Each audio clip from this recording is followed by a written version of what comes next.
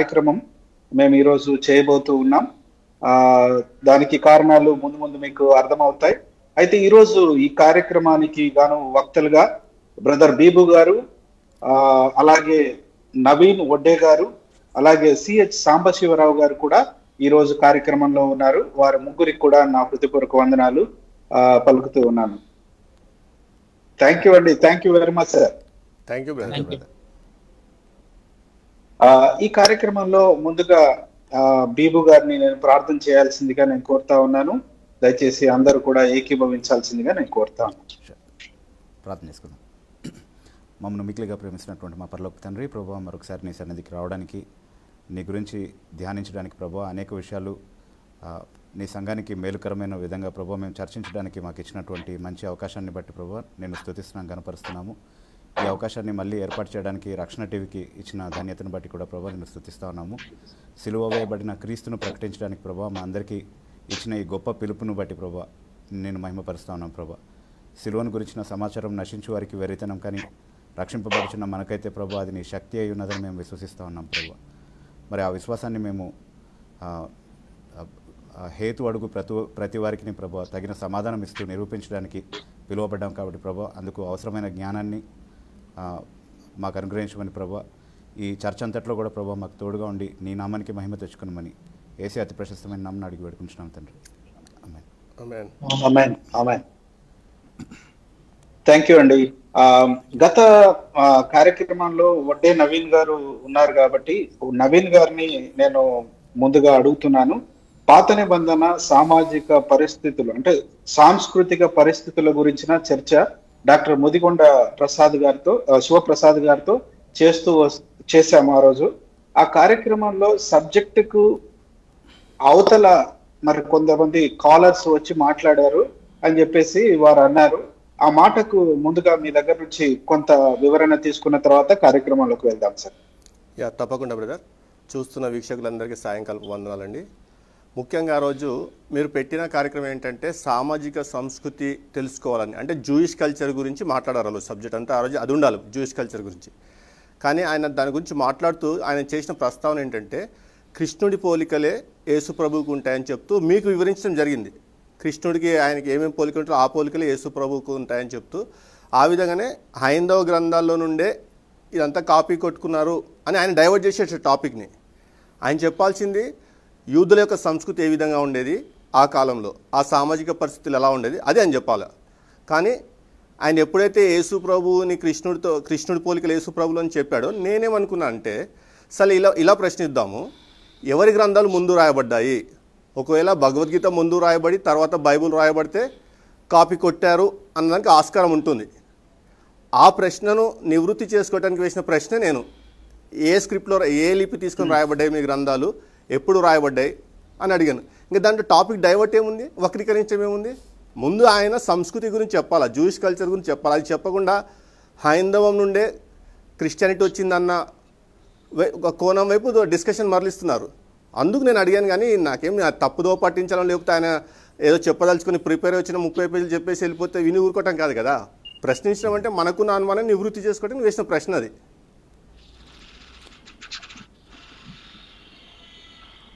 అది ఓకే, కొంచెం నవీన్ గారి వాయిస్ ని కొంచెం ఇంక్రీజ్ చేయండి మాకు వినబడటానికి కొరకు. అలాగే మనము యాక్చువల్ గా వారు చేసిన కార్యక్రమంలో నేను చూస్తున్నప్పుడు కంప్లీట్ ప్రోగ్రామ్ నేను వాచ్ చేసినప్పుడు నాకు అర్థమైంది ఏంటంటే వారు కొన్ని పుస్తకాలు రాసుకున్నారు. ఆ పుస్తకాలని వాళ్ళు ప్రమోషన్ చేసుకోవడానికి ఆ కార్యక్రమాన్ని వాడుకున్నట్టుగా నాకు అనిపించింది. అలాగే పుస్తకాలను ప్రమోట్ చేస్తూనే కొన్ని పుస్తకాల పేర్లు కూడా చెప్పారు. ఆ పుస్తకాల పేర్లన్నీ కూడా చూస్తే కంప్లీట్ గా ఆర్ఎస్ఎస్ మతోన్మాదులు రాసిన పుస్తకాలు తప్ప వేరే పుస్తకాల పేర్లు చెప్పినట్టుగా నాకైతే అనిపించలేదు. అది కూడా వాళ్ళు రాసిన పుస్తకాల్లో కూడా ఏవి కూడా చరిత్రకు నిలబడని పుస్తకాలుగా ఉన్నటువంటి పుస్తకాలను మాత్రమే వారు ఆ రోజు ప్రస్తావించినట్టుగా నాకు అనిపించింది. సో మీరేమంటారు నవీన్ గారు? ఆయన మనం వేసిన ప్రతి ప్రశ్నకి నేనే కానీ లేకపోతే ప్రవీణ్ బ్రదర్ అడిగిన ప్రశ్నలకే కానీ ఆ రోజు ఎంతసేపు ది ఎవిడెన్స్ అని బుక్ చూపిస్తున్నారు. మనం ఏమనుకుంటున్నాము, ఎవరు అకాడమిక్ స్కాలర్ రాశారు కావచ్చు ఈ బుక్, అందుకే ఆయన లేదా న్యూట్రల్ స్కాలర్ రాశారేమో, అందుకే ఆయన బుక్ చూపించి బుక్ చదవండి మీకు అంత జవాబు ఉంటుంది అని చెప్తున్నారు అనుకుంటాం. కానీ వాస్తవం ఏంటంటే ఆ బుక్ యొక్క ఆథర్ కూడా ఆయనే. ఆయన రాసుకున్న బుక్లో ఇందులో ఆన్సర్ ఉంది చదవండి, ఇందులో ఆన్సర్ ఉంది చదవండి అంటే నేను కూడా నా బుక్ చూపించి ఇందులో ఆన్సర్ ఉంది చదువుకున్నట్టు అయిపోతుందా? పోనీ అంత ఆయనకి ఏంటి చారిత్రక నవలా చక్రవర్తి అని బిరుదాంకితుడు అతను. అటువంటి బిరుదు పొందుకున్న అతను దేవనాగరి లిపి అనేది చరిత్రలో ఎప్పుడు మొట్టమొదట ఉపయోగించబడిందని చెప్పడానికి ఎందుకంత సంశయించారు మరి ఆ రోజు? ఇంకొకటి సంస్కృతం కంటే శారదా లిపి ఉంది, శారదా లిపి ఉంది అన్నారు. ఆ రోజు ఏంటంటే ఆయన యొక్క గౌరవం కాపాడటానికి, ఎందుకంటే ఆయన మనకు అతిథి కాబట్టి అక్కడ నేను ఇంకా డిస్కషన్ పెట్టుకోలేదు. నేను కేవలము దేవనాగరి లిపికి కమిట్ అయి ఉండి ఆ లిపి ఎప్పుడు వచ్చిందో చెప్పండి అని అడిగాను. శారదా లిపి కార్యక్రమంలో కూడా ఎక్కడ కూడా అగౌరవంగా మాట్లాడలేదు, ఎక్కడ మాట్లాడలేదు, తప్పకుండా మనం ఒప్పుకోవాల్సి. ఇప్పుడు వాళ్ళు డిస్కషన్లో కూడా నిన్న డిస్కషన్లో కూడా వక్రీకరించారు అంటారు. అంటే వక్రీకరణ ఏంటి? మీరు ఒకటి చెప్తే మేము వేరే విధంగా దాన్ని ప్రజెంట్ చేయటం అనేది వక్రీకరణ అవుతుంది. మీరు చెప్పిన విషయాలనే యథాతథంగా బిట్స్గా కట్ చేసి వీడియోస్ అప్లోడ్ చేస్తే కూడా అది వక్రీకరణ ఎలా అవుతుంది? అంటే వక్రీకరణకే డెఫినేషన్ మార్చేశారు. వక్రీకరణ ఆయన చేస్తున్నారు.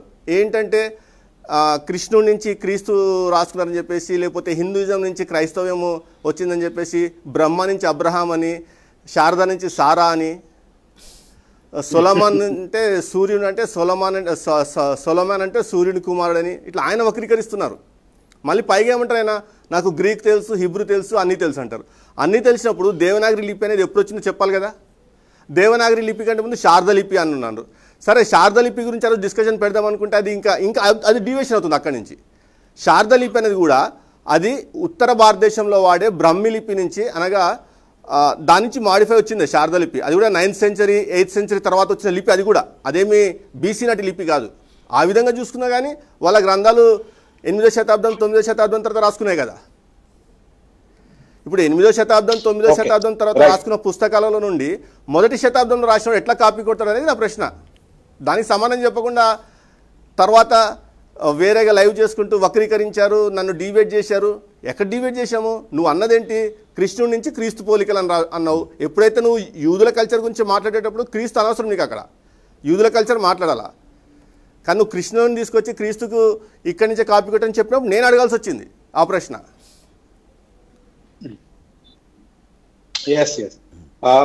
అయితే influence of Hinduism on Christianity అనే పుస్తకం వారే రాశారండి. అది ఆయన చూపిస్తున్న పుస్తకాలన్నీ ఆయనే అండి.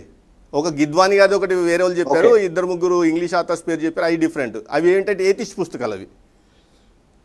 ఓకే, ఎవిడెన్స్ ఆఫ్ ఏదో ఎవిడెన్స్ గురించిన ఒక పుస్తకం కూడా చూపించారు. అది ఆయన రాసిన పుస్తకం అది, ద ఎవిడెన్స్ అని. ఓకే, మరి దాన్ని ఎట్లా మనము అథెంటిక్ గా మనం అది నమ్మాలంటే ఎట్లా నమ్మాలి? నమ్మడానికి రుజువేంటి? ఇప్పుడు నేను ఒక ప్రశ్న వేస్తానండి. నేను ఒక క్రైస్తవుడిగా హిందూ మతం గురించి రాస్తే మీరు నమ్ముతారా? ఒక ఆర్ఎస్ఎస్ కార్యకర్త వచ్చి, ఒక ఆర్ఎస్ఎస్లో పనిచేసే వ్యక్తి వచ్చేసి ఒక పుస్తకం రాశామంటే మనం నమ్ముతామా? ఒక ఆర్ఎస్ఎస్ భావజాలాన్ని దేశమంతటా ప్రచారం చేయాలని చెప్పేసి ఆర్ఎస్ఎస్ ఏ విధంగా అయితే క్రైస్తవ్యంపై దుమ్మెత్తిపోస్తుందో అదే భావజాలాన్ని ప్రజల్లోకి తీసుకెళ్తూ క్రైస్తవ్యంపై లేనిపోయిన ఆరోపణలు చేస్తూ, తప్పుడు ఆరోపణలు చేస్తూ, ఈ పుస్తకంలో అన్ని ఎవిడెన్స్ ఉన్నాయి చదవండి అంటే నువ్వే రాసావు పుస్తకము, నువ్వు ఆర్ఎస్ఎస్ వ్యక్తివి, ఎలా నమ్ముతాం మేము? Okay, right. దీపు గారితో ప్రశ్న సార్, ఎక్కడైనా ఎవరైనా కుక్కతో పట్టుకొని గోదావరి ఈదగలరా అనే ప్రశ్న అడుగుతూ, అలాగే ఒక శవం కాలు పట్టుకొని స్వర్గానికి పోగలరా అని అడుగుతున్నారు ముదిగొండ శివప్రసాద్ గారు. మీరు మీకు జవాబు ఏంటి సార్? ఆబ్వియస్లీ నువ్వు ఆ రెండింటికి ఆన్సర్ నువ్వే. కుక్క దొక్క పట్టుకొని ఎవరు గోదావరి ఈదలేరు, ఒక శవం కాలు పట్టుకొని ఎవరు పరలోకానికి వెళ్ళలేరు. అయితే వారు చెప్పడం ఏంటంటే శవం గురించి మాట్లాడుతూ క్రీస్తు మీద, క్రీస్తు శిలువ మీద క్రీస్తును ఒక శవం. నాకు అర్థమైంది.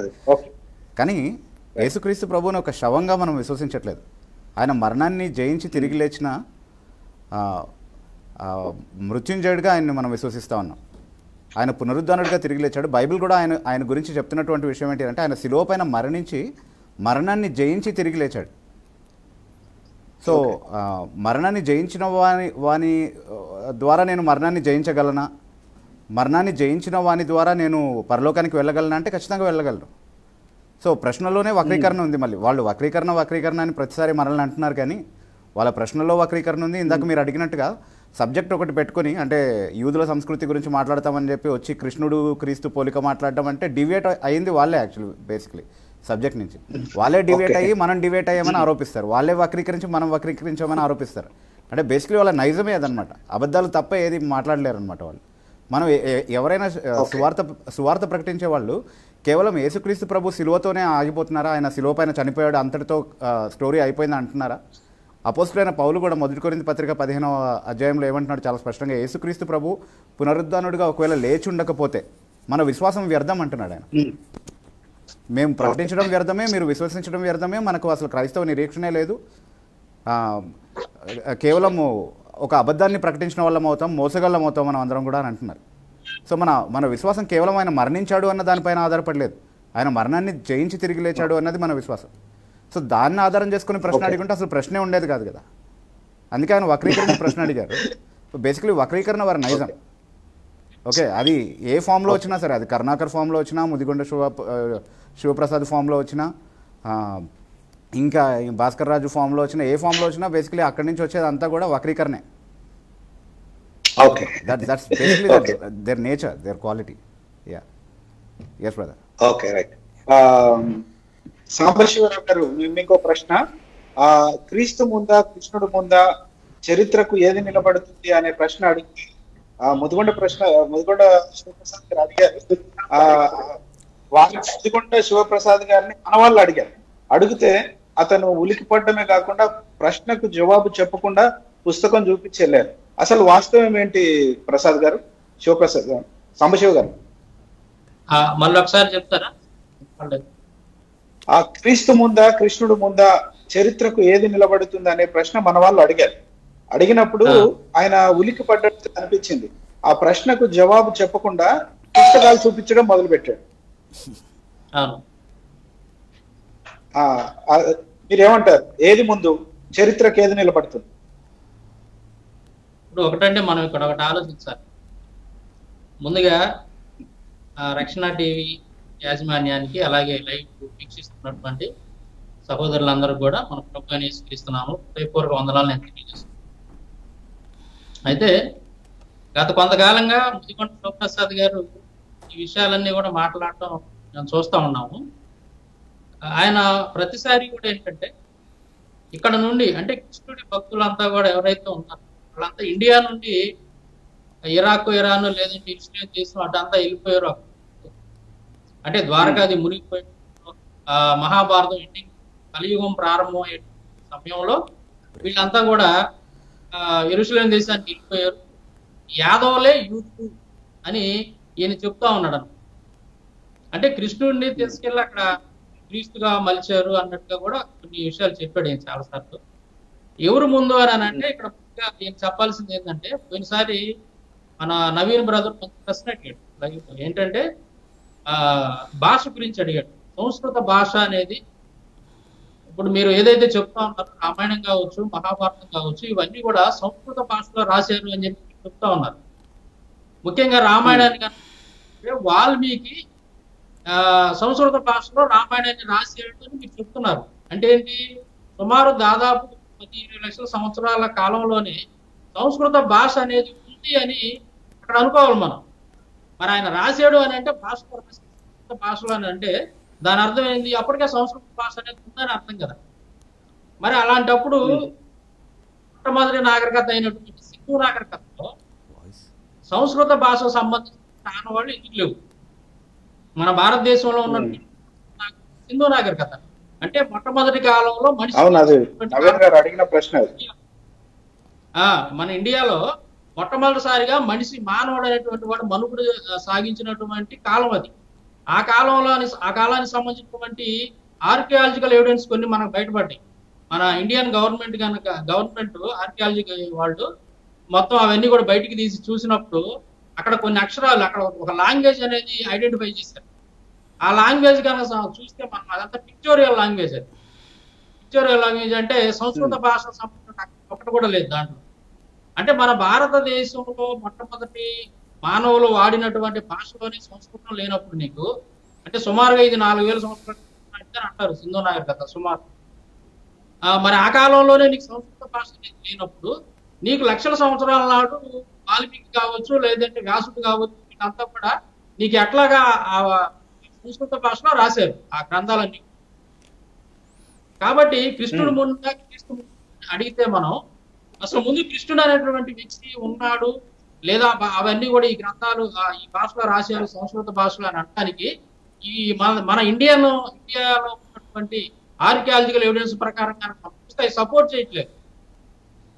సంస్కృత భాష అనేది ఒకటి ఉంది అని లక్షల సంవత్సరాల నాడే ఉందని కానీ లేదంటే కృష్ణుడి కాలంలో సంస్కృత భాష అనేది ఉందని కానీ ఆ కాలంలో వ్యాసుడు కావచ్చు లేదంటే ఎవరైతే మహాభారతం భగవద్గీత ఇవన్నీ రాశారో సంస్కృత భాషలో రాశారని చెప్తున్నారో అసలు ఆ కాలానికి సంస్కృత భాష లేదని మనకు క్లియర్గా అర్థమైపోతుంది.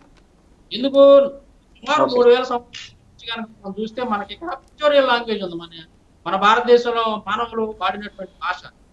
మరి మీరు సంస్కృత భాష ఉంది ఎప్పటి ఉంది కృష్ణుడి కాలంలో రాశారు అని అంటే అసలు అది నిజానికి ముందు మీరు ప్రూవ్ చేయాలి. కృష్ణుడు అనేటువంటి ఒక వ్యక్తి ఉన్నాడు, ఇది కరెక్ట్, ఇది జరిగింది, మహాభారతం జరిగింది లేదంటే భగవద్గీతలో ఇదంతా కూడా యుద్ధాలు ఇవన్నీ జరిగినాయి అని చెప్పడానికి మీ దగ్గర ఇప్పటి వరకు ఒక చిన్న ఎవిడెన్స్ కూడా లేదు. ముందు మీరు కృష్ణుడు ముందా క్రీస్తు ముందా అని క్రీస్తు కంటే కృష్ణుడే ముందని చెప్పే ముందు అవి నిజంగా జరిగినాయి అనడానికి అవి ప్రూవ్ చేయాలి ముందు. అసలు అవి ప్రూవ్ చేసిన తర్వాత మాత్రమే కృష్ణుడు ముందా క్రీస్తు ముందా అనేది చెప్పాలి. ఇంకొకటి ఏంటంటే సో నేను ఈ లాంగ్వేజ్ ప్రకారం కనుక ఆలోచిస్తే ఇదంతా కూడా పిక్తులాగా కనపడుతున్నాడు ఏది కృష్ణుడు స్టోరీ. మరి మన క్రీస్తు సంబంధించి కనుక చూస్తే మనం ఓల్డ్ అన్ని ఎవిడెన్స్ చారిత్రక ఆధారాలు కావచ్చు పురావస్తు ఆధారాలు కావచ్చు ఈ రోజుకి మనం ఎరుసలేం దేశంలో కానీ లేదంటే ఈజిప్ట్ లో కానీ బ్రిటన్ లో కానీ మ్యూజియం లో కనుక మనం వెళ్ళి చూస్తే యేసుక్రీస్తు సంబంధించిన ఆనవాళ్లు కావచ్చు లేదంటే ఆయన గురించి రాసినటువంటి చరిత్రకారులు రాసినటువంటి కొన్ని గ్రంథాలు కావచ్చు లేదంటే ఆయనతో కలిసి సమానంగా జీవించినటువంటి వ్యక్తులు ఎవరైతే ఉన్నారో ఆ కాలంలో వాళ్ళకు సంబంధించినటువంటి ఎవిడెన్స్ కూడా నాణ్యాలు ఆ రాజులు పరిపాలించినటువంటి రాజులకు సంబంధించినటువంటి నాణ్యాలు కావచ్చు ఇవన్నీ కూడా బోల్డ్ అయిన ఆధారాలు మనకు కనపడతా ఉన్నాయి. మరి చారిత్రక ఆధారాలు పురావస్తు ఆధారాలు కలిగినటువంటి క్రీస్తుని ఎటువంటి ఆధారం కృష్ణుడితో పోల్చి ఎవరు ముందా అని ఎవరు చెప్పాలి అని అంటే అది ఎట్లాగా అనేది ఒకసారి ముదిగొండ సుప్రసాద్ గారిని ఆలోచించమని నేను చెప్తున్నాను. ముందు ప్రూవ్ చేయాలి ఉన్నాడు కరెక్ట్ ప్రూవ్ చేయాలి. ఇక్కడ ఒక విషయం యాడ్ అతను అడుగుతూ ఒక ప్రశ్న, మీరు ఇప్పుడు నాణ్యాల గురించి ఒక మాట చెప్పారు. ఈ నాణ్యాల గురించి మాట్లాడుతూ ఉన్నప్పుడు ఆయన ఏమన్నాడంటే యేసుక్రీస్తు సమకాలికులు గాని యేసుక్రీస్తుతో సహా ఉన్న వాళ్ళ మీద గాని ఎలాంటి నాణ్యాలు లేవు అని చెప్పి అన్నాడు. అంటే ఆయన యేసుక్రీస్తును రాజుగా ఒప్పుకుంటున్నాడా, రాజరికం పరిపాలన ఆయన రాజుగా ఆ దేశాన్ని పరిపాలించాడు, ఆయన పేరు మీద ఏదైనా ముద్రణ నాణ్యం ఉండాలి అని అనుకుంటున్నాడా, లేకపోతే ఎందుకని నాణ్యం ఉంటేనే ఆయనను చరిత్ర పురుషుడు అని ఒప్పుకుంటాను అన్నట్లుగా మాట్లాడినట్టు నిన్నటి కార్యక్రమంలో నేను చూశాను. ఎలాంటి రుజువు లేదు, చరిత్ర లేదు, అలాంటి చరిత్రహీనుడు యేసుక్రీస్తు, ఆయన ఒక మిత్ అని మాట చెప్తున్నాడు. అదే మాట మీరేమన్నారంటే కృష్ణుడి గురించి అది మిత్ అని మీరు చెప్తున్నారు. ఏది నమ్మాలి? అవునండి, ఇప్పుడు ఆయన చెప్పిన మాట కోణంలోనే మనం ఆలోచిద్దామండి. ఇప్పుడు యేసుక్రీస్తు గురించి నాణ్యాలు దొరకాలి అని అంటే ఆయన రాజుగా భూమి మీద పరిపాలన చేసి ఉంటే ఖచ్చితంగా అంటే లోక సంబంధమైనటువంటి రాజుగా కానీ పరిపాలన చేసి ఉంటే ఖచ్చితంగా నాణ్యాలు ఉండేవి. ఇప్పుడు మనం ఏమంటున్నామంటే యేసుక్రీస్తు గురించి రాసినటువంటి చరిత్రకారులు చెప్పిన ఆధారం మనం చూపిస్తాం. ఆ కాలంలో మొదటి శతాబ్దంలో ఉన్నటువంటి చరిత్రకారులు చెప్పినటువంటి ఒక ఎవిడెన్స్ ఫ్లేవియస్ జోసిఫస్ అనేటువంటి వ్యక్తి, ఈయన చరిత్రకారుడు. ఈయన వచ్చేసి ఇక నా దగ్గర చూడండి, నేను స్లైడ్ గా కూడా తయారు చేశాను, కనపడుతుందా లేదు మీకు? దీంట్లో చరిత్రకారుడు ఏమని చెప్తాడు, ఫ్లేవియస్ జోసిఫస్ అన్నాడు, ఈయన మొదటి చరిత్రకారుడు. ఈయన ఒక మాట చెప్తాడు యేసుక్రీస్తు చారిత్రక ఆధారం ఏంటంటే దాదాపు ఈ కాలంలో ఈ పుస్తకం పేరు చెప్తున్నానండి, యాంటిక్విటీస్ ఆఫ్ ద జ్యూస్ అనే బుక్ లో ఈ పుస్తకంలో బుక్ నెంబర్ 18 చాప్టర్ నెంబర్ 3 లో ఉంటది ఈ చెప్పినటువంటి మాట. ఫ్లేవియస్ జోసిఫస్ గారు రాసినట్టు ఇక్కడ ఏమని రాస్తాడంటే దాదాపు ఈ కాలంలో యేసు అన్న ఒక జ్ఞానవంతుడైనటువంటి మనుషుడు ఉండేవాడు. ఆయనను మనుష్యుడని అనడం తగదని చెప్పవచ్చునేమో అంటాడు. అంటే ఇక్కడ ఈయన వాడినటువంటి మాటలు క్లియర్ గా ఆలోచిస్తే, ఒక మాటను గురించి మనం కనుక క్షుణ్ణంగా ఆలోచిస్తే బైబిల్లో రాసినటువంటి విషయాలు వార్తలు కూడా చాలా క్లియర్ గా టాలీ అవుతుంది. చాలా క్లియర్ గా ఈయన ఇక్కడ ఆయనను మనుష్యుడని అనడం తగదని చెప్పవచ్చునేమో. ఎందుకనగా ఆయన అద్భుత క్రియలు జరిగించేవాడు, సత్యమును సంతోషముతో అంగీకరించే వారికి బోధకుడు. ఆయన తన యొద్దకు అనేక మంది యూదులను అన్యులను ఆకర్షించుకునేవాడు. ఆయనే క్రీస్తు. అయితే మాలోని పెద్దల సూచన మేరకు పిలాతు ఆయనను సిలువకు అప్పగించెను. ఆయనను మొదట ప్రేమించిన వారు ఆయనను విడిచిపెట్టలేదు. ఎందుకనగా ఆయన మరణించిన తర్వాత 3వ దినాన తిరిగి వారికి అగపడినాడు. ఆయన మరణించిన తర్వాత తిరిగి 3వ రోజు ఆయన శిష్యులుగా ఆయన కనపడినాడు అని చెప్పేసి చరిత్రకారుడు స్పష్టంగా చెప్తున్నాడు. అంతేకాకుండా ఇది కూడా ఆయన గురించి చెప్పిన 10,000 ఇతర అద్భుతం గురించి దైవ ప్రవక్తలు పూర్తిగా చెప్పినట్లే జరిగింది. అంతేకాదు ఆయన నుండి నామకరణం చేయబడి క్రైస్తవ జాతి నేటికి అంతం కాలేదు. ఇది 1వ శతాబ్దపు చరిత్రకారుడు ఫ్లేవియస్ జోసిఫస్ గారు ఒక అద్భుతమైనటువంటి సాక్ష్యం యేసుక్రీస్తు గురించి, చారిత్రక సాక్ష్యం ఇది. ఈయన ఏమంటున్నాడు, యేసుక్రీస్తు 3వ దినాన లేచి ఆయన శిలువపై చనిపోయాడు. ఆయన శిక్ష విధించాడు. పిలాతు అనేటువంటి గవర్నర్ ఆయన శిక్ష విధించాడు. ఆయన చనిపోయి 3వ దినాలు లేచాడు. ఇది 4 సువార్తల్లో మనం చూస్తాం. యేసుక్రీస్తున్నటువంటి ఎవిడెన్స్ మనం చూస్తాం. తర్వాత వచ్చేసి ఆయన గురించి ముందుగానే ప్రవక్తలు చెప్పారంట. ఇది ఎక్కడ మనం పాత నిబంధనలో ఏదైతే మనం 4 సువార్తల్లో యేసుక్రీస్తు గురించి అక్కడక్కడ కోట్ చేసుకుంటూ వస్తారు. పాత నిబంధనలో ఎక్కడెక్కడ రాశారు ఆ విషయాలు కూడా చరిత్రకారుడైనటువంటి ఫ్లేవియస్ జోసిఫస్ చాలా స్పష్టంగా రాసి మెన్షన్ చేశాడు. ఇక్కడ ఈయన చరిత్రకారుడు, క్రైస్తవుడు కాదు, చాలా స్పష్టంగా క్రైస్తవుడు కాదు. అయినప్పుడు కూడా చాలా వివరంగా 4 సువార్తలు ఉన్న విషయాన్ని ఈయన చేశాడు. తర్వాత పిలాతు ఈయన శిలువకు అప్పగించాడు అని చెప్పినటువంటి విషయం ఏదైతే ఉందో ఆ పిలాతు సంబంధించినటువంటి నాణ్యాలు ఇక్కడ ఉన్నాయండి, కనపడతాయి లేదు నాణ్యాలు. యేసుక్రీస్తుని సంబంధించినటువంటి గవర్నర్ సంబంధించినటువంటి ఆ నాణ్యాలు అనేవి ఆర్కియాలజికల్ ఎవిడెన్స్ వాళ్ళు, అక్కడ ఉన్నటువంటి వాళ్ళు ఆర్కియాలజికల్ డిపార్ట్మెంట్ వాళ్ళు ఈ నాణ్యాలను కనుగొన్నారు. కనపడుతుందో లేదో మరి ఈ నాణ్యాలు స్పష్టంగా మనం అడుగుతుంది ముదిగొండ శివప్రసాద్ గారిని కానీ లేదంటే వాళ్ళని ఎవరినైనా సరే మనం అడుగుతుంది ఏంటంటే, సరే కృష్ణుడు రాముడు గురించి పక్కన పెట్టండి, వాళ్ళతో సమానంగా ఆ కాలంలో జీవించినటువంటి వ్యక్తులు ఎవరైనా సరే, ఆయన ఒక్కడే కాదు, ఆయనతో సంబంధాలు అంటే కృష్ణుడితో సంబంధాలు ఉన్నటువంటి రాజులు కానీ, పాండవులు కౌరవులు ఇంకా కోళ్ళంత మంది రాజులు ఉన్నారు. వాళ్ళందరూ సంబంధించినటువంటి కనీసం ఒక్క వ్యక్తికి సంబంధించిన ఎవిడెన్స్ అయినా సరే, ఇలాంటి ఎవిడెన్స్ ఏదైనా సరే, రాజులు ఉన్నారు కదా, చాలా మంది పరిపాలన చేశారు కదా, ఏది కురుక్షేత్ర యుద్ధంలో పాల్గొన్నటువంటి వాళ్ళు చాలా మంది ఉన్నారు. ఆ మహాభారతం చదివితే కొన్ని వేల మంది రాజులు ఉన్నారు. వాళ్ళల్లో కనీసం ఒక్కడికి సంబంధించినటువంటి ఎవిడెన్స్, ఒక్కడికి సంబంధించిన ఎలాంటి ఆర్కియాలజికల్ ఎవిడెన్స్ ఏదైనా సరే ఒక్కటి చూపించండి చాలు, మేము నమ్ముతున్నాడు. ఇప్పటి వరకు ఎందుకు మీరు కనుక్కోలేకపోయారు? సో దీనిని బట్టి కూడా నేను మిత్ అని అంటున్నానండి. మీరు అడిగారు కదా, మీరు మిత్ అని ఎలా చెప్తారని నేను చెప్తున్నాను. ఇలాంటి ఎవిడెన్స్ ఏది కూడా మన దగ్గర ఇంతవరకు లభ్యం కాలేదు. వాళ్ళు చెప్పేటటువంటి విషయాలు దేనికి కూడా ఒక్క ఎవిడెన్స్ కూడా లభ్యం కాలేదు. యేసుక్రీస్తుకు సంబంధించి చారిత్రక ఆధారం నేను చూపించాను మీకు. 1వ శతాబ్ద కాలం అది కూడా, అంటే యేసుక్రీస్తు ఆరోహణం అయిన తర్వాత అతి కొద్ది కాలంలో రాసినటువంటి చరిత్రకారుడైనా. పైగా నేను ఆయనతో కలిసి ఇచ్చినటువంటి వ్యక్తులకు సంబంధించినటువంటి ఒక ఎవిడెన్స్ నేను చూపించాను ఇక్కడ, ఏది ఆర్కియాలజికల్ ఎవిడెన్స్. మరి ఇంతకంటే ప్రూఫ్ ఏం కావాలండి? ఏది మిత్తు ఏది కరెక్ట్ అనేది దీన్ని బట్టి చూసే వీక్షకులు అర్థం చేసుకుంటారని అనుకుంటున్నాను. చెప్పండి.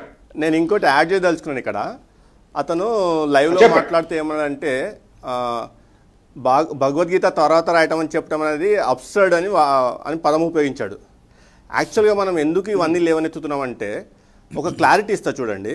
ఇప్పుడు మనది సనాతన వైదిక కల్చర్ అంటారు, భారతదేశం యొక్క సంస్కృతి వైదిక సంస్కృతి అని అంటారు. ఒకవేళ సనాతనంగా వైదిక సంస్కృతి అనేది ఉంటే మరి ఎందుకు సింధు నాగరికతలో వీరి సంస్కృతి బయటపడలేదు? సింధు నాగరికత తర్వాత కాయత సంస్కృతి బయటపడింది, అక్కడ వీళ్ళ నాగరికత బయటపడలేదు, లేదా వీరి సంస్కృతి బయటపడలేదు. తర్వాత మాల్వా సంస్కృతి బయటపడింది, అహర్బన సంస్కృతి బయటపడింది, ఓసుపి కల్చర్ బయటపడింది, సవల్దా కల్చర్ బయటపడింది, చిరాన్ కల్చర్ బయటపడింది, జార్వే కల్చర్ బయటపడింది. ఈ కల్చర్లన్నీ బయటపడ్డప్పుడు ఇందులో వైదిక సంస్కృతి ఎందుకు కనబడట్లేదు, కేవలం సమ్యక సంస్కృతి లేదా బౌద్ధ సంస్కృతికి సంబంధించిన ఆనవాళ్ళు ఎందుకు కనపడుతున్నది మన ప్రశ్న. ఇప్పుడు సనాతనమైన సడన్గా సింధు నాగరికత నుంచి మాయమైపోతుంది కదా.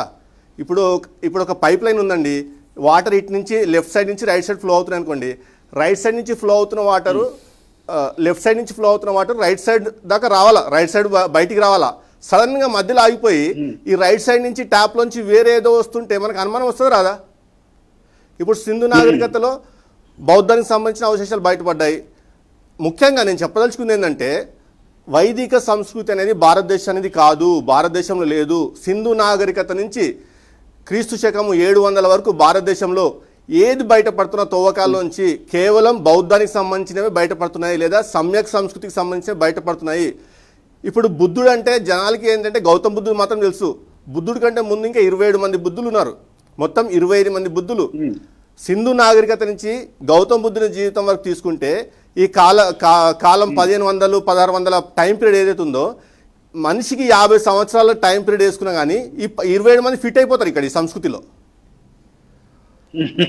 ఇంకొకటి నేను చెప్పదలుచుకుంది ఏంటంటే ఈయన న్యూమిస్మాటిక్ ఎవిడెన్సెస్ కావాలండి భాస్కర్ రాజు గారు అని చెప్తూ కాయిన్స్ లేవు, పౌలు పేరు మీద కాయిన్ లేదు, పేతురు పేరు మీద కాయిన్ లేదు అని అంటున్నాడు. వాళ్ళేమో రాజులా? ఇప్పుడు కాయిన్ ఉంటే ఇప్పుడు కేసీఆర్ పేరు మీద కాయిన్ ఉండాలా, జగన్మోహన్ రెడ్డి పేరు మీద కాయిన్ ఉండాలా, లేకపోతే నరేంద్ర మోడీ పేరు మీద కాయిన్ ఉండాలా? సాధారణ పౌరుని నవీన్ పేరు మీద కాయిన్ ఉంటుందా? సరే, ఇదే కాయిన్ మరి రాముడికి ఎందుకు లేదు, కృష్ణుడికి ఎందుకు లేదు? ఇప్పుడు మన భారతదేశంలో కొన్ని రాజ్యాలకు సంబంధించిన చరిత్ర ఉంది, కొన్ని డైనాసిటీస్ చరిత్ర ఉంది. ఉదాహరణకు హర్యంక్ డైనాసిటీ అని చెప్పేసి బింబిసరుని డైనాసిటీ సంబంధించిన చరిత్ర ఉంది. తర్వాత వచ్చిన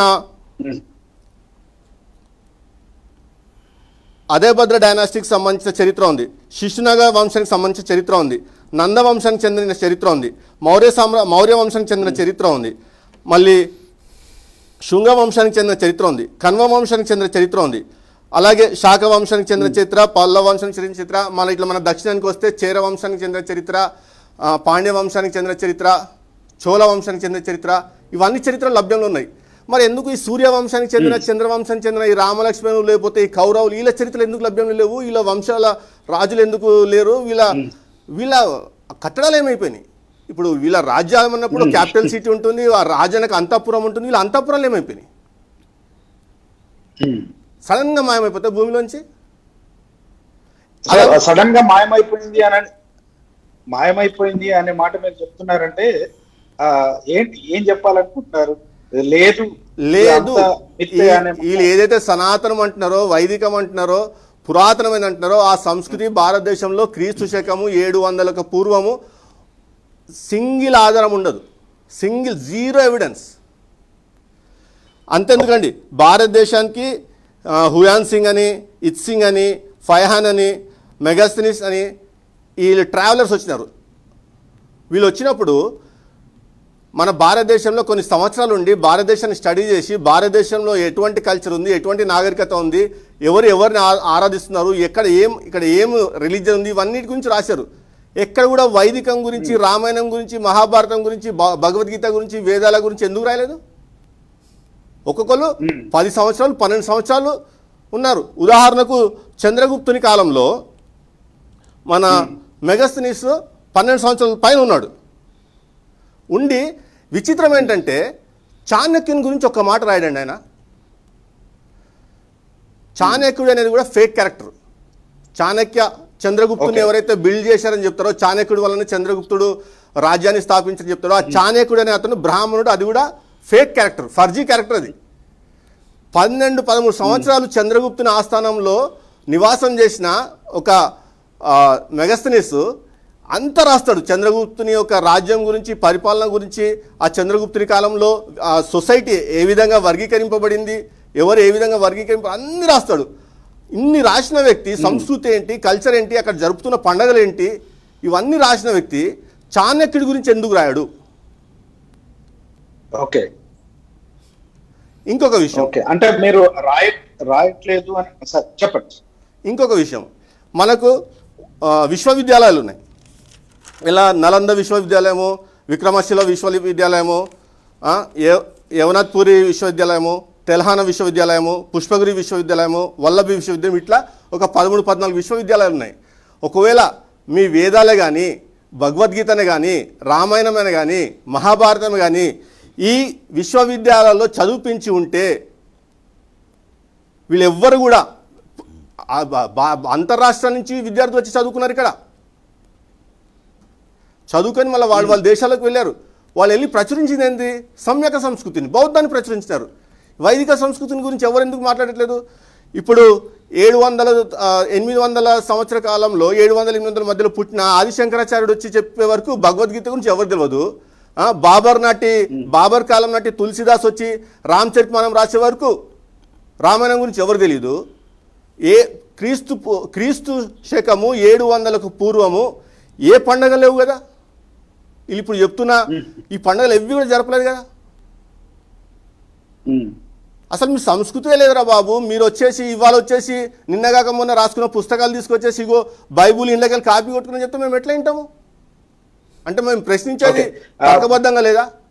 మేము చెప్తున్నా లేవనెత్తుతున్న ప్రశ్నలు తర్కబద్ధంగా లేవా, హేతుబద్ధంగా లేవా? నువ్వు వచ్చేసి బైబుల్ అథెంటిక్ అని చెప్పాలంటే న్యూమిస్మాటిక్ ఎవిడెన్సెస్ కావాలని అడుగుతావు. మరి అవి ఎవిడెన్సెస్ మీకు అడుగుతున్నాం కదా. ఈ రోజు వరకు భారతదేశంలో జరిగిన తవ్వకాలలో ఎక్కడైనా తవ్వండి సమ్యక సంస్కృతి బయటపడుతుంది, బుద్ధుని విగ్రహాలు బయటపడతాయి. సో మీరు చెప్పాలనుకుంటుంది ఏంటంటే బుద్ధుని చరిత్ర ఉంది కానీ ఈ పురాణాల గురించిన చరిత్ర లేదు అని అంటే మీరు చెప్పాలనుకుంటున్నారండి? ఎక్కడ లేదండి, ఇవన్నీ కూడా కల్పితము, ఫర్జీ. నిన్న మొన్న రాసుకున్నారు. మీకు నేను ఒకటి శ్లోకం చదివి వినిపిస్తానండి. ఇది భవిష్య పురాణంలో వేదవ్యాసుడు ఇట్లా రాస్తాడు. ఏమని రాస్తాడంటే, ఈ దేశానంట అంగ్రేజులు వచ్చి పాలిస్తారంట. పాలించిన తర్వాత ఏమని రాస్తాడంటే హిందీలో చదువుతా చూడండి. ఇది రవివారే చ, సండే చ, फाल्गुनी चौ फरवरी షష్ఠి 60 అని ఇట్లా శ్లోకం ఉంటుంది. దీని అర్థం ఏంటంటే भविष्य पुराण में वेदव्यास ने कहा है कि एक दिन अंग्रेज युग आएगा, संस्कृत का लोप हो जाएगा जब रविवार को संडे, फाल्गुन को फरवरी और షష్ఠి को 60 कहा जाएगा. ఈ సండే, మండే, ట్యూస్డే ఎప్పుడు వచ్చినాయి? ఈ వేదవ్యాసుడు ఎప్పుడోడు? ఈ భవిష్య పురాణం ఎప్పుడు రాస్తున్నారు? ఇది సనాతనం అనేది అయితే సండే, మండే, ట్యూస్డే కూడా అప్పుడే చెప్పేసిండా? అంగ్రేజుడు వస్తాడు, మీది మార్చేసి సండే, మండే, ట్యూస్డేలు పెడతాడు. ఇంట్లో కూర్చొని నిన్నగాక మనం రాసుకున్నారు ఇవన్నీ. ఇవి కదా మేము అడుగుతుంది. ఓకే, మీ గ్రంథాల నుంచి ప్రశ్నిస్తున్నాం, మేము సొంతంగా మాట్లాడుతున్నాం, మీరు మాట్లాడుతున్నారు సొంతంగా. మళ్ళీ అడిగితే వక్రీకరించారు, నేను ఏదో చెప్పదలుచుకున్నా, నన్ను డివైడ్ చేశారు. నువ్వు చెప్పదలుచుకుని చెప్పు, వచ్చేసి అక్కడ ప్రగల్భాలు పలకటం ఎందుకు? నేను గ్రీకు చదివినా, హిబ్రూ చదివినా, నాకు చరిత్ర తెలుసు. ఇప్పుడు నువ్వు యూదుల చరిత్ర అంతగా స్టడీ చేసినప్పుడు అయితే నువ్వు మరి కృష్ణుడి గురించి జీసస్ కాపీ కొట్టుకుని ఎట్లా చెప్పగలుగుతావు? ఓకే, అదండి కృష్ణుడు దేవుడు కాదనే మాట వారే చెప్పినట్టుగా మీరు చెప్పారు. పుస్తకంలో ఎక్కడో రాసింది ఆయన దేవుడు కాదు అని చెప్పినట్టుగా మీరు చెప్పారు. మళ్ళీ అదే ఎట్లా కాపీ కొడతారు అనే ప్రశ్న కూడా ఉత్పన్నం అవుతుంది కదండి. మరి మళ్ళీ అడగండి, అర్థం కాలేదు ప్రశ్న. ఇప్పుడు కృష్ణుడి గురించి అది అతనే అంటే ముదిగొండ శివప్రసాద్ గారు రాస్తూ ఆయన దేవుడు కాదు అనే మాట చెప్పినట్టుగా మీరు చెప్పారు. మరి అదే దాన్ని ఎలా కాపీ? కృష్ణుడి యొక్క పోలికలు క్రీస్తుకి ఆపాదించి రాసుకున్నారు వీళ్ళని చెప్తున్నారు. అతని ఉద్దేశం అది. కృష్ణుడి నుండే క్రీస్తు కాపీ కొట్టబడ్డారు. మరి కథ అని చెప్తున్నారు, అది నిజం కాదా? కథనేనా అది? కృష్ణుడు అనేది మిత్ అండి. భగవద్గీత అనేది కూడా అసలు మహాభారతం ఒకవేళ నిజంగా జరిగి ఉంటే భగవద్గీతకు మహాభారతం సంబంధం లేదు. అందుకే కదా మేము రమ్మంటున్నాం. చర్చకు వస్తే మనం కూర్చొని ఎదురుబదురు, నేను మాట్లాడేది ఏంటి, మీరు మాట్లాడుతుంది ఏంటి, మీరు మాట్లాడుతుంది అకాడమికల్గా ఉందా, నేను మాట్లాడుతుంది అకాడమికల్గా ఉందా? ఇప్పుడు ఉదాహరణ చెప్తాండి, భగవద్గీత ఎందుకు మహాభారతానికి సంబంధం లేని చెప్తామని. వీళ్ళది యుగాల కాన్సెప్ట్. సత్యయుగము, త్రేతాయుగము, ద్వాపరయుగము, కలియుగము. కలియుగంలో జరిగిన విషయాలు ద్వాపరయుగంలో ఆల్రెడీ జరిగిపోయిన మహాభారతం ఎలా రాసుకుంటారండి? ఇప్పుడు ఉదాహరణకు కురుక్షేత్ర యుద్ధం జరిగింది. కురుక్షేత్ర యుద్ధంలో కొన్ని ప్రాంతాల నుంచి వచ్చి సైనికులు సహాయకరంగా వీళ్ళు పాల్గొంటారు. ఈ కురుక్షేత్ర యుద్ధంలో చోళ రాజ్యం నుంచి సైనికులు పాల్గొంటారు, చేర రాజ్యం నుంచి సైనికులు పాల్గొంటారు, కళింగ రాజ్యం నుంచి సైనికులు పాల్గొంటారు. ఈ చోళ రాజ్యం ఎప్పుడుది, కళింగ రాజ్యం ఎప్పుడుది, ఈ పాండ్య రాజ్యం ఎప్పుడుది? అరే అయ్యా ఇవన్నీ 300 BC కాలం నాటి అయ్యా, మీరు ఎప్పుడో ద్వాపరయుగం అంటారు. అది ఈనాటికి 5000 సంవత్సరాల పూర్వం జరిగిన మహాభారత యుద్ధంలో తిప్పి తిప్పి కొడితే 2300 సంవత్సరాల క్రితం వచ్చిన రాజ్యాల సైనికులు ఎట్లా పోయి పాల్గొన్నారు? ఇది కదా మా ప్రశ్న. ఓకే, ఇప్పుడు భగవద్గీత తీసుకున్నాము. భగవద్గీత 13వ అధ్యాయంలో 5వ శ్లోకంలో బ్రహ్మసూత్రాల గురించి వర్ణించబడింది. బ్రహ్మసూత్రాలు ఎప్పుడు వచ్చినాయి? ఈ ఆదిశంకరాచార్యుడు తర్వాత కదా బ్రహ్మసూత్రాలు ఉనికిలోకి వచ్చి ప్రాచుర్యం పొందింది. ఈ కలియుగంలో విషయాలు ద్వాపరయుగంలో జరిగినట్టు ఎట్లా రాసుకున్నారు అంటే సమాధానం లేదు. మళ్ళీ మేము వక్రీకరిస్తున్నామంటారు. ఇప్పుడు వక్రీకరిస్తుంది ఎవరు? నేనేమైనా బయట అడుగుతున్నానా? సో మళ్ళీ మీరు వారిని డిబేట్ రమ్మని అడుగుతున్నారా? తప్పకుండా అండి. ఎందుకంటే ఇప్పుడు నా ఇంట్లో కూర్చొని నేనేదో వాగేసి ఆయన ఇంట్లో కూర్చొని ఆయన ఏదో వాగేస్తే అది ప్రజలను కన్ఫ్యూజ్ పెట్టడమే, ఒక కొలిక్కి రాదు అది. ఇప్పుడు ఇవాళ నేను ఒక వీడియో చేస్తా, రేపు ఆయన ఒక వీడియో చేస్తాడు, మనం ఎల్లుండి రక్షణలో మళ్ళీ ఇంకొక లైవ్ చేస్తాం అసలైన ప్రశ్న ఇస్తలేని జవాబని. కానీ అంతం అనేది ఎప్పుడు వస్తుంది? ఇరు వర్గాలు ఒక దగ్గరకు వచ్చి ఒక మధ్యవర్తి ఎవరు లిబరల్గా ఉండే మధ్యవర్తులను పెట్టుకొని నువ్వేంటి, నీ ఆధారం ఏంటి, నువ్వు మాట్లాడుతున్న ఆధారాలు ఏంటి, ఈ ఆధారాలను పరిశీలించి ఏ ఆధారాలు అథెంటిక్ అవి తీసుకుంటే అయిపోతుంది కదా. నేను సింపుల్ చెప్తున్నా, ఇదంతా కూడా ఎక్సర్సైజ్ అక్కర్లేదు. జస్ట్ లింగ్విస్టిక్గా వెళ్ళి లిపి అనేది ఎప్పుడు రాయబడి, ఇప్పుడు ఏదైనా రాయాలంటే లిపి కావాలి కదా. అదే మీ ప్రశ్న. అది ఇంత పెద్ద ఎక్సర్సైజ్ చేసే కంటే సింపుల్ ఎక్సర్సైజ్. మహాభారతంలో వ్యాసుడు చెప్తుంటే వినాయకుడు రాసినట్టు ఉంటుంది. వాల్మీకిలో రామాయణం కూడా వాల్మీకి రాసినట్టు ఉంటుంది. నారదుడు వచ్చి పలానా పురుషోత్తమ గురించి రాయంటే సార్ రాసినట్టు ఉంటుంది. ఏమంటారు చెప్పినట్టు లేకపోతే వల్లవించినట్టు ఉండదు కదా. ఆ రాసినారంటే మరి ఏం తీసుకొని రాసినారు? ఏదో ఒక అక్షరమాల కావాలి కదా.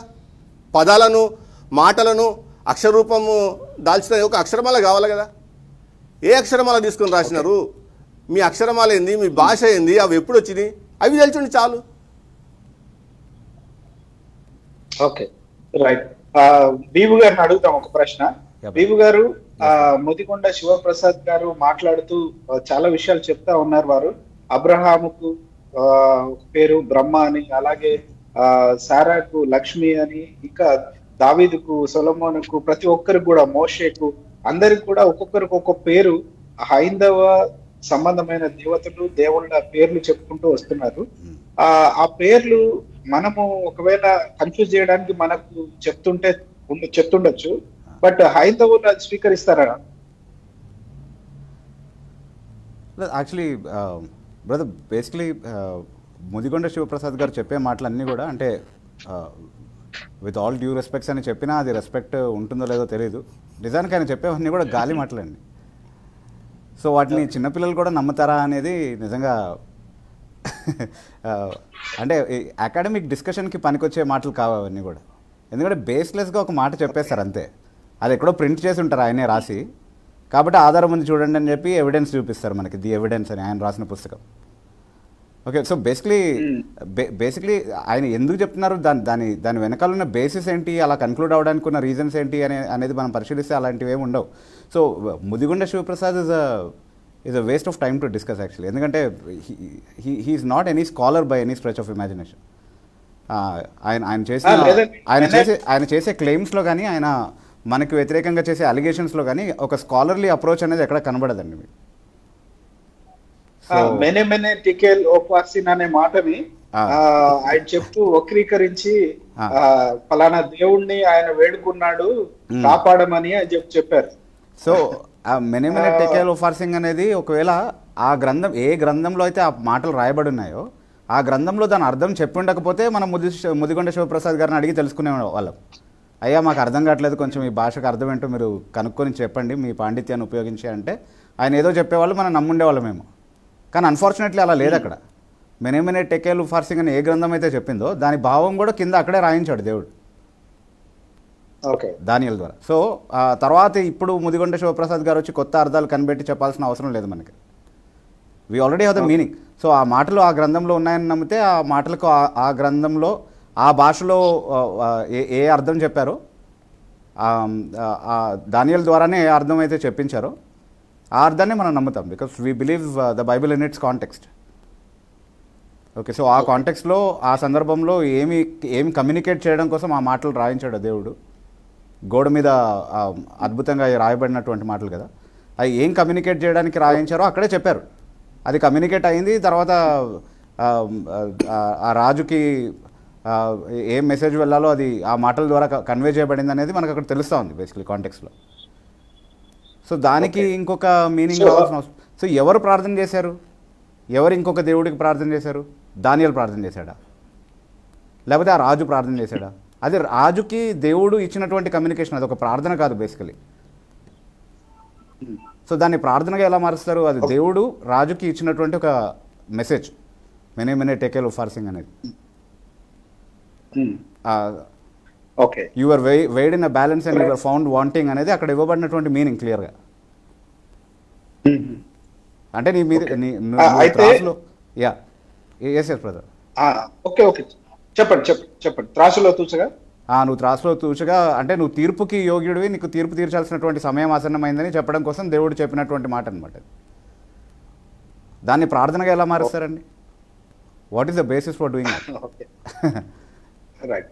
ఇంకొక మాట వారు మాట్లాడుతూ ఈ హిందూ ఇజానికి ఏమైపోయింది, ఎందుకని ఇంతమంది క్రైస్తవులుగా మారిపోతున్నారు అనే ప్రశ్న వారికి ఉత్పన్నం అయిపోయిన తర్వాత వారి మనసులో నుంచి పుట్టిన ఈ మాటలు, ఈ పుస్తకాలు, ఈ చరిత్ర అంతా కూడా వారు రాస్తూ ఉన్నట్టుగా చెప్తున్నారు. సో ఈ చరిత్ర అంతా రాయడానికి మూల కారణం ఏంటంటే క్రైస్తవులుగా ఎక్కువ మంది మారిపోతున్నారు. ఊర్లలో చర్చస్ ఎక్కువ అయిపోతా ఉన్నాయి. ఎందుకు అవుతున్నాయి అనే ప్రశ్న వారికి మనసులో వచ్చింది.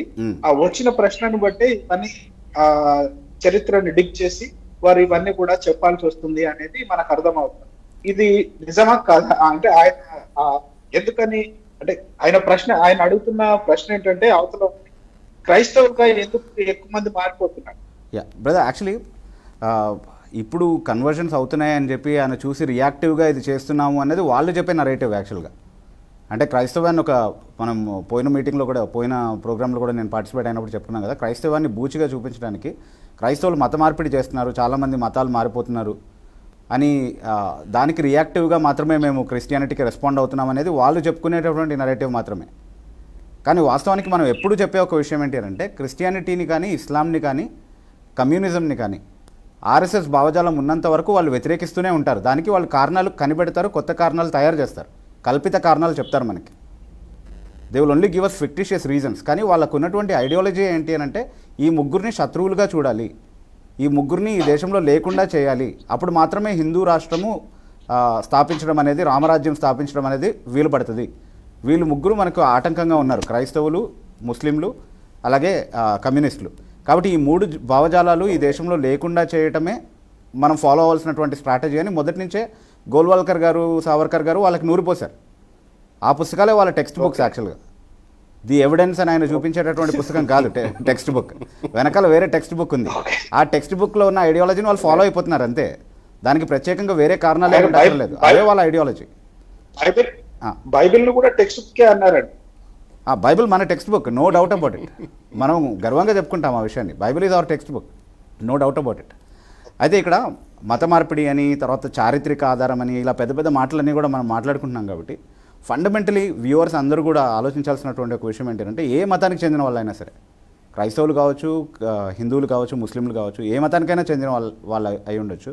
మనం బేసికలీ అర్థం చేసుకోవాల్సింది ఏంటంటే ఒక మతంలో ఉన్నటువంటి విశ్వాసి అతను ఏమనుకుంటాడంటే నేను ఇది నమ్ముతున్నాను కాబట్టి ఇది నిజం అనుకుంటాడు. బేసిక్ అజంప్షన్ అది. అందరూ అదే అనుకుంటారు. నేను ఒక క్రైస్తవుడిగా నేను ఏదైతే నమ్ముతున్నానో అది నిజం అనుకుంటాను.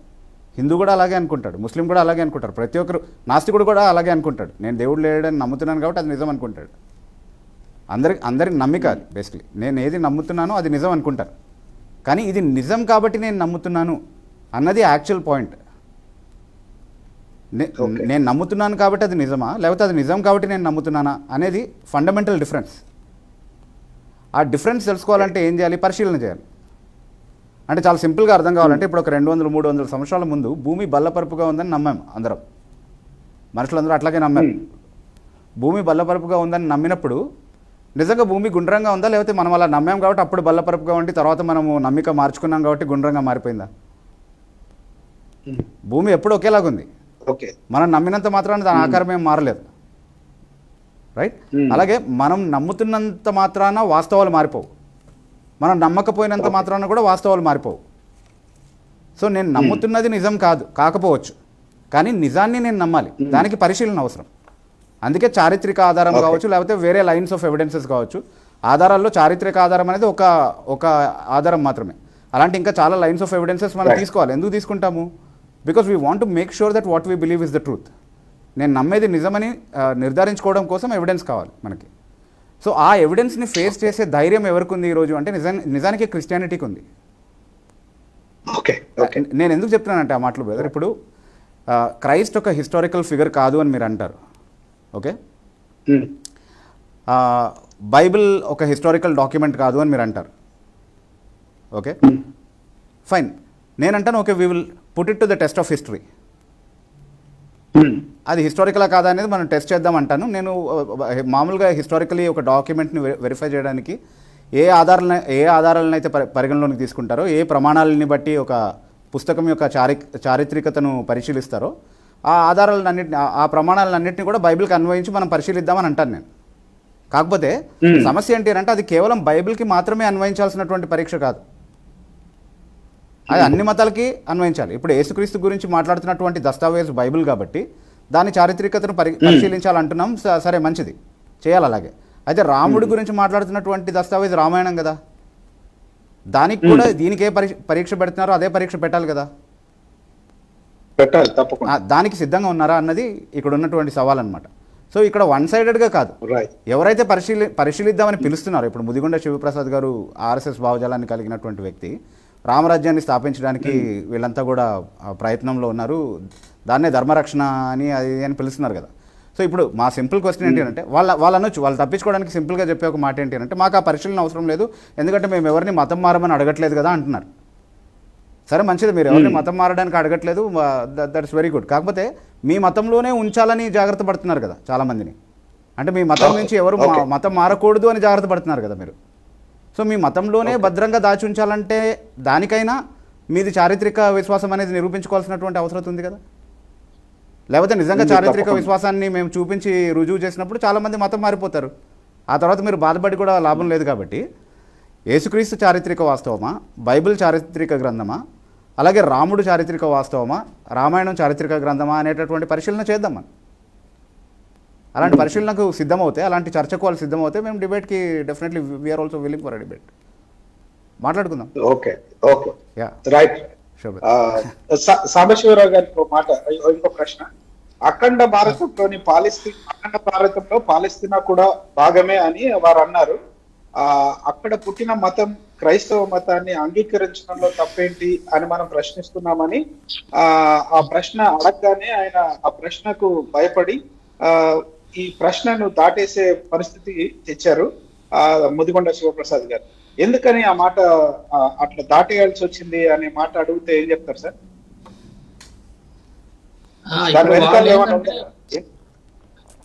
వాళ్ళు 2 నాలుకల ద్వారానే ప్రదర్శిస్తుంటారండి ఇప్పుడు కూడా. అంటే వేరే వాళ్ళు వచ్చి, అంటే వేరే వ్యక్తులు ఎవరైనా సరే మన దేశంలో మన దేశంలో ఉన్నటువంటి వ్యక్తులు క్రిస్టియన్లు గాను ముస్లింలు గాను మారటానికి అయితే వీళ్ళు ఒప్పుకోరు.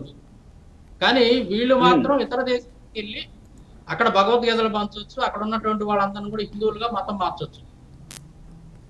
అంటే స్వభావం ఎలా ఉందో చూడండి, అంటే వీళ్ళ యొక్క స్ట్రాటజీ, వీళ్ళ ఆలోచన. ఈ రోజు మనం చూస్తే ప్రధానమైనటువంటి పెద్ద పెద్ద క్రిస్టియన్ కంట్రీస్ ఏదైతే ఉన్నాయో వాటన్నిటిలో ప్రతి చోట కూడా వీళ్ళు ఇస్కాన్ వాళ్ళు వెళ్ళి కృష్ణుడు టెంపుల్స్ కావచ్చు, లేదంటే వీళ్ళ మతానికి సంబంధించినటువంటి అనేక యాక్టివిటీస్ ఈ రోజుకి చేస్తా ఉన్నారు.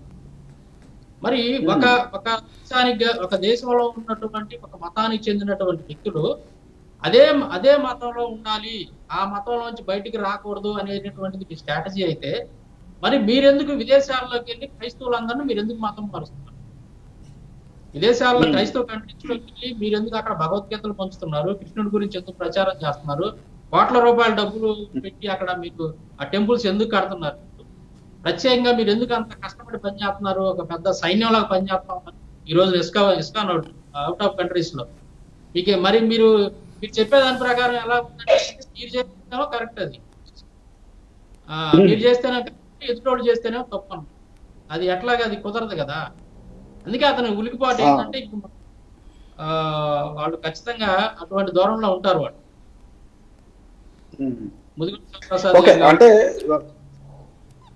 అనేక మంది కూడా ఏంటంటే వాళ్ళు ఏ దేశంలో ఉన్నటువంటి వాళ్ళు, ఏ మతానికి చెందినటువంటి వాళ్ళు, మన ఇండియన్స్ ముఖ్యంగా మన ఇండియన్స్ అంతా కూడా మొదటి నుంచి కూడా హిందూ మతంలో ఉన్నారు.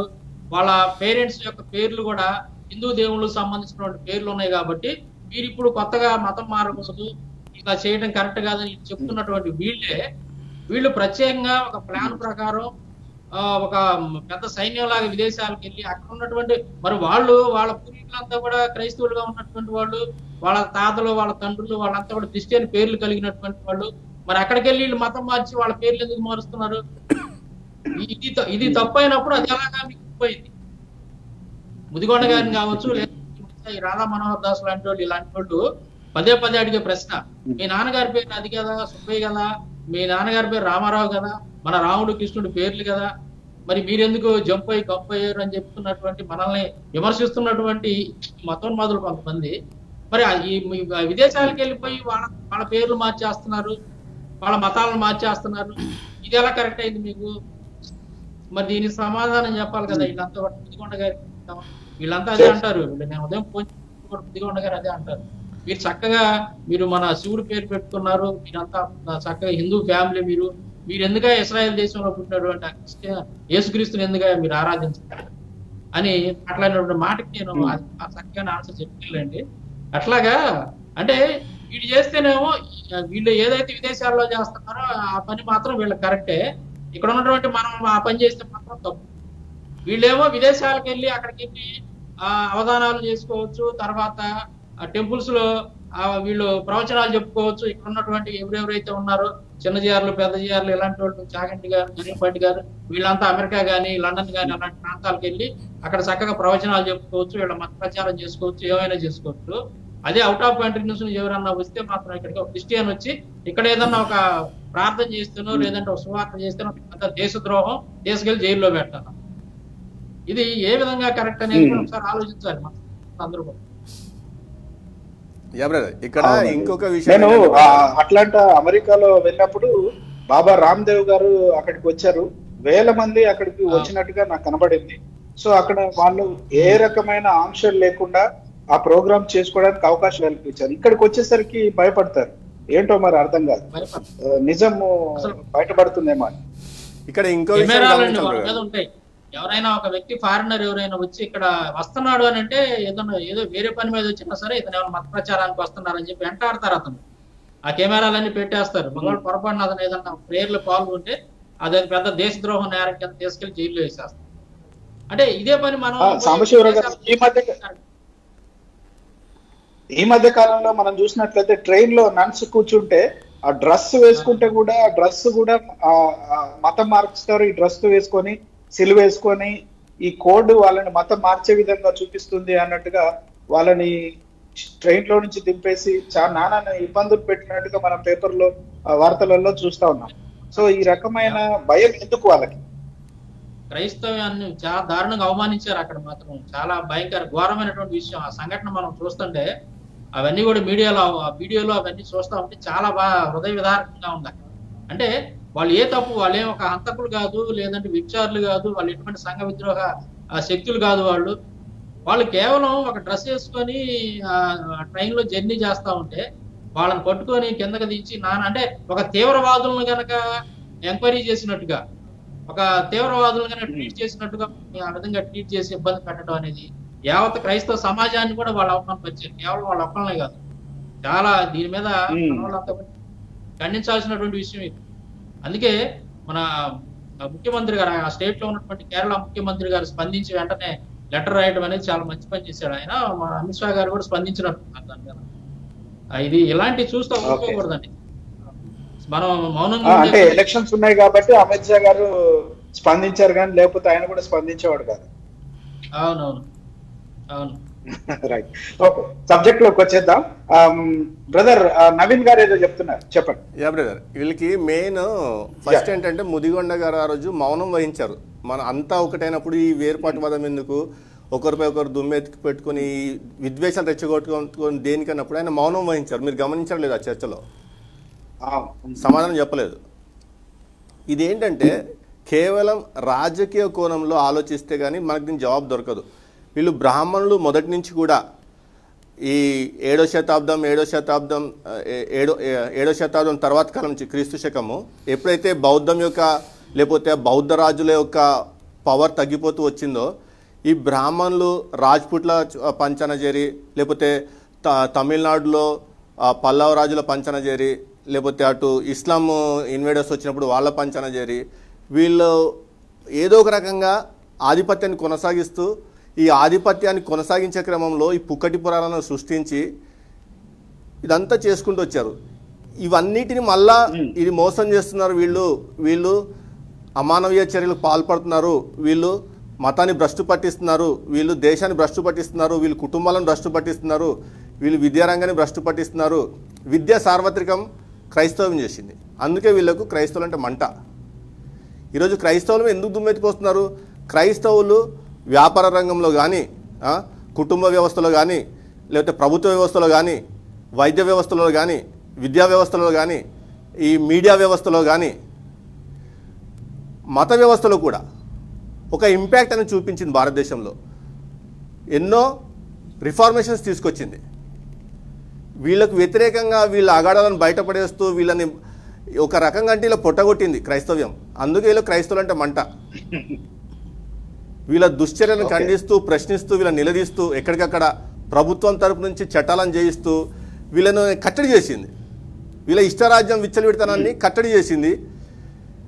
విద్యను సార్వత్రికం చేసింది, సమానత్వాన్ని సార్వత్రికం చేసింది, మళ్ళా స్త్రీని బలోపేతం చేసింది. అంటే స్త్రీలు కూడా పురుషులతో సమానము. అలాగే మతంలో రిఫార్మేషన్స్ తీసుకొచ్చింది, వైద్యాన్ని సార్వత్రికం చేసింది. ఇట్లా ప్రతిదీ అందరికీ అందుబాటులో ఉండాలా అని ఈ సార్వత్రికాన్ని చేసింది క్రైస్తవ్యం భారతదేశంలో. అప్పటి వరకు విద్యని వాళ్ళ గుప్పిట్లో పెట్టుకున్నారు, ప్రభుత్వాన్ని వాళ్ళ గుప్పిట్లో పెట్టుకున్నారు, ఆర్థిక వ్యవస్థను వాళ్ళ గుప్పిట్లో పెట్టుకున్నారు. అందుకు వాళ్ళకి మంట. అదే ఇప్పుడు చూడండి, ఆర్థిక వ్యవస్థ మళ్ళీ వాళ్ళ గుప్పిట్లోకి వెళ్తుంది. సార్వత్రికంగా ఉన్న ఆర్థిక వ్యవస్థ మళ్ళీ వాళ్ళ గుప్పిట్లోకి వెళ్తుంది. క్రైస్తవ విద్యాలయాలన్నీ మూతపడుతున్నాయి, వాళ్ళ విద్యాలయాలు ప్రబలుతున్నాయి, మళ్ళీ వాళ్ళ చేతుల్లోకి వెళ్తుంది మొత్తం. ఇది మనం అర్థం చేసుకోలేకపోతున్నాం. ముఖ్యంగా ఈ బహుజన వర్గం కానీ దళిత సామాజిక వర్గం కానీ అర్థం చేసుకోవాల్సింది ఏంటంటే మిమ్మల్ని ఉపయోగించుకునే మీ నడ్డి విరుస్తున్నారు వీళ్ళు. మీకు బూచి చూపిస్తారు, క్రైస్తవ్యాన్ని బూచి చూపిస్తారు, ఇస్లాంని బూచి చూపిస్తారు, కానీ నాశనం అయిపోతుంది మీ బతుకులు. ఓకే, ఇప్పుడు అన్ని అద్భుతమైన విషయం చెప్తారు సార్. అయితే ఇంకో ప్రశ్న మీకే సార్. ఈ 200 అంటే గాస్పల్స్ గురించి మాట్లాడుతూ ఒక 200 గాస్పల్స్ ఈజిప్ట్ లో దొరికాయి. ఆ గాస్పల్స్ ని క్రైస్తవులు కాల్ చేశారు.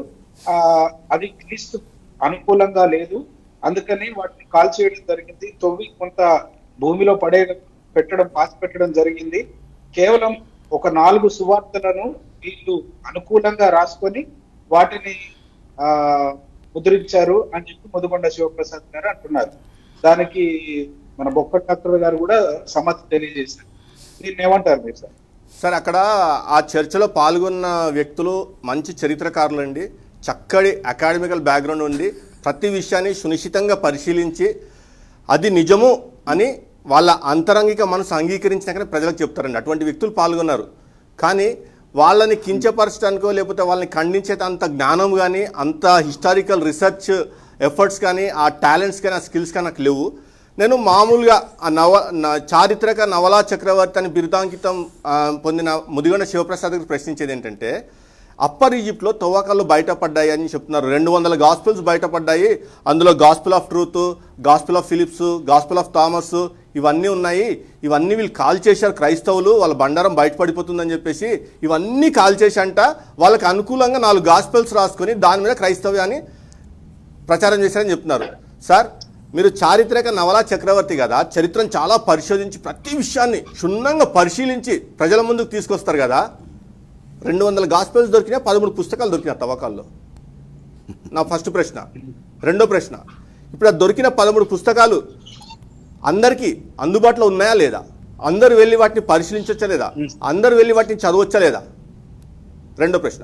మూడో ప్రశ్న, అట్లీస్ట్ అందులో చెప్పబడ్డ క్రీస్తుని బట్టి అయినా క్రీస్తు యొక్క చారిత్రకత అనేది నిర్ధారణ అవుతుందా లేదా? నాలుగో ప్రశ్న, అవి ఎప్పుడు రాయబడ్డాయి? మేము చెప్పే 4 గాస్పెల్స్ ఎప్పుడు రాయబడ్డాయి? నేను 4గో ప్రశ్నకు సమాధానం చెప్తా, మూడు ప్రశ్నలకు మీరు సమాధానం చెప్పండి. అప్పుడు మీ యొక్క చారిత్రకత జ్ఞానం ఏంటిదో, మీ యొక్క విశ్లేషణ విధానం ఏంటిదో, మీ యొక్క పరిశీలన జ్ఞానం ఏంటిదో అర్థమవుతుంది. సార్ ఇప్పుడు గాస్పెల్ ఆఫ్ థామస్ అని ఉందండి, గాస్పెల్ ఆఫ్ జూడాస్ అని ఒకటి ఉంది, గాస్పెల్ ఆఫ్ ఫిలిప్స్ అని ఒకటి ఉంది. ఈ థామస్, యూదాసు, ఫిలిప్ ఎప్పటి కాలంలో జీవించారు, ఏ కాలంలో జీవించారు, వారి యొక్క జీవిత కాల పరిమితి ఏంటి, అది నిర్ధారించుకుంటే ఈ గ్నాస్టిక్ గాస్పెల్స్ అని చెప్తాం మనం వీటిని, ఇవి బయటపడ్డాక అవి ఎప్పుడు రాయబడ్డాయని శాస్త్రీయ పద్ధతిలో పరిశోధించి నిర్ధారించారు అనేది కనిపెట్టాల. శాస్త్రీయ పరిశోధనల తర్వాత తేలింది ఏంటంటే ఇవి 350 నుంచి 400 AD మధ్యకాలంలో రాసినవి. ఈ ఏవైతే చెప్తున్నాడు ఇతను, gospel of truth, gospel of Thomas, gospel of Philip, ఈ గాస్పెల్ ఆఫ్ జూడాసు, ఇందులోనే గాస్పెల్ ఆఫ్ మేరీ ఒకటి ఉంటుంది. ఇవన్నీ కూడా క్రీస్తు శకము 350 నుండి 400 కాల పరిమితిలో రాయబడ్డాయని చెప్తున్నప్పుడు క్రీస్తు శకము 100 లోపు జీవించిన వాళ్ళు ఏ విధంగా రాస్తారు? దీనికి జవాబు చెప్పండి. చూస్తున్న వీక్షకులు ఎవరైనా సరే దీనికి జవాబు అర్థమవుతే ముదిగొండ శివప్రసాద్ గారు మరియు ధర్మమార్గం భాస్కర్ రాజు గారి యొక్క జ్ఞానం ముందు నా జ్ఞానం ఎంత మీకే తెలిసిపోతుంది. వాళ్ళు పిహెచ్డి స్కాలర్స్ కదండి. ఒకళ్ళేమో ఆర్థోపెడిక్ సర్జన్, ఒక ఆయనేమో పిహెచ్డి స్కాలరు ప్లస్ చారిత్రక నవలా చక్రవర్తి బిరుదాంకితుడు. మేము సామాన్య పౌరులం అండి. మా విశ్వాసానికి బలమైన ఆధారం ఉన్నాయా లేవో చూసుకొని మా విశ్వాసాన్ని కించపరుస్తూ మాపై బురద జల్లి వాళ్ళ యొక్క ప్రాపకాన్ని చేసుకుంటున్న వాళ్ళు నిజం చెప్తున్నారు అబద్ధం చెప్తున్నారని తెలుసుకునే కోలంలో చిన్నపాటి పరిశోధన. అసలు ఈ గ్రంథాలు బయటపడ్డాయి అంటున్నారు. 200 గాస్పెల్స్ కాదండి, 13 పుస్తకాలు. అవి ఏ కాలంలో రాశారు, ఎవరి పేరు మీద ఉన్నాయి? Gospel of జూదా. జూదా అనేవాడు ఏ కాలం? జూదా అంటే అతను ఎప్పుడు చనిపోయాడో మనకు చెప్పడం కష్టమవుతుంది అనుకుంటే థామస్ తీసుకుందాం. Gospel of Thomas. తోమా భారతదేశానికి వచ్చాడు, ఎప్పుడు చనిపోయాడు, ఎవరి చేతిలో చనిపోయాడు? భారతదేశంలో తన చరిత్ర ఉందిగా. మరి గాస్పెల్ ఆఫ్ థామస్ అనేది 350 to 400 మధ్యకాలంలో క్రీస్తు శకంలో రాయబడిందంటే ఈ చనిపోయిన వ్యక్తి అది ఎట్లా రాస్తాడు అంటే నా మైండ్కి అర్థం కాలేదు. మరి ఆ ముదిగొండ శివప్రసాద్ గారు నా ముందుకు వచ్చి, బాబు నువ్వు ఆఫ్టర్ ఆల్ రా, నేను తోపు తురుము కాను చరిత్ర చదవడంలో అధ్యయనంలో ఇది చరిత్ర, థామస్ ఇట్లా మళ్ళా ఇట్లా పుట్టి మా ధర్మ నమ్మకం ప్రకారం మళ్ళీ పునర్జన్మెత్తి మళ్ళీ ఇట్లా పుట్టి ఇంట్లో పుట్టి ఇలా పెరిగి రాసిండ్రా ఈ చరిత్ర అని చెప్పాలి. ఇక ఓకే, మీరు బొక్కల డాక్టర్ గారిని మీరు అవమానపరుస్తున్నారు. ఆయన గ్రీక్ నేను అవమానపరచట్లేదు. వాళ్ళు సునిశ్చితంగా పరిశీలిస్తారు, మేధావులు, చక్కటి జ్ఞానవంతులు. ఒక విషయాన్ని అనర్గళంగా వారికి ఉన్న జ్ఞానం బట్టి విశ్లేషించి మాట్లాడగల వ్యక్తులని చెప్తున్నాను సార్. నేను మాత్రం వాళ్ళని అవమానపరచట్లేదు.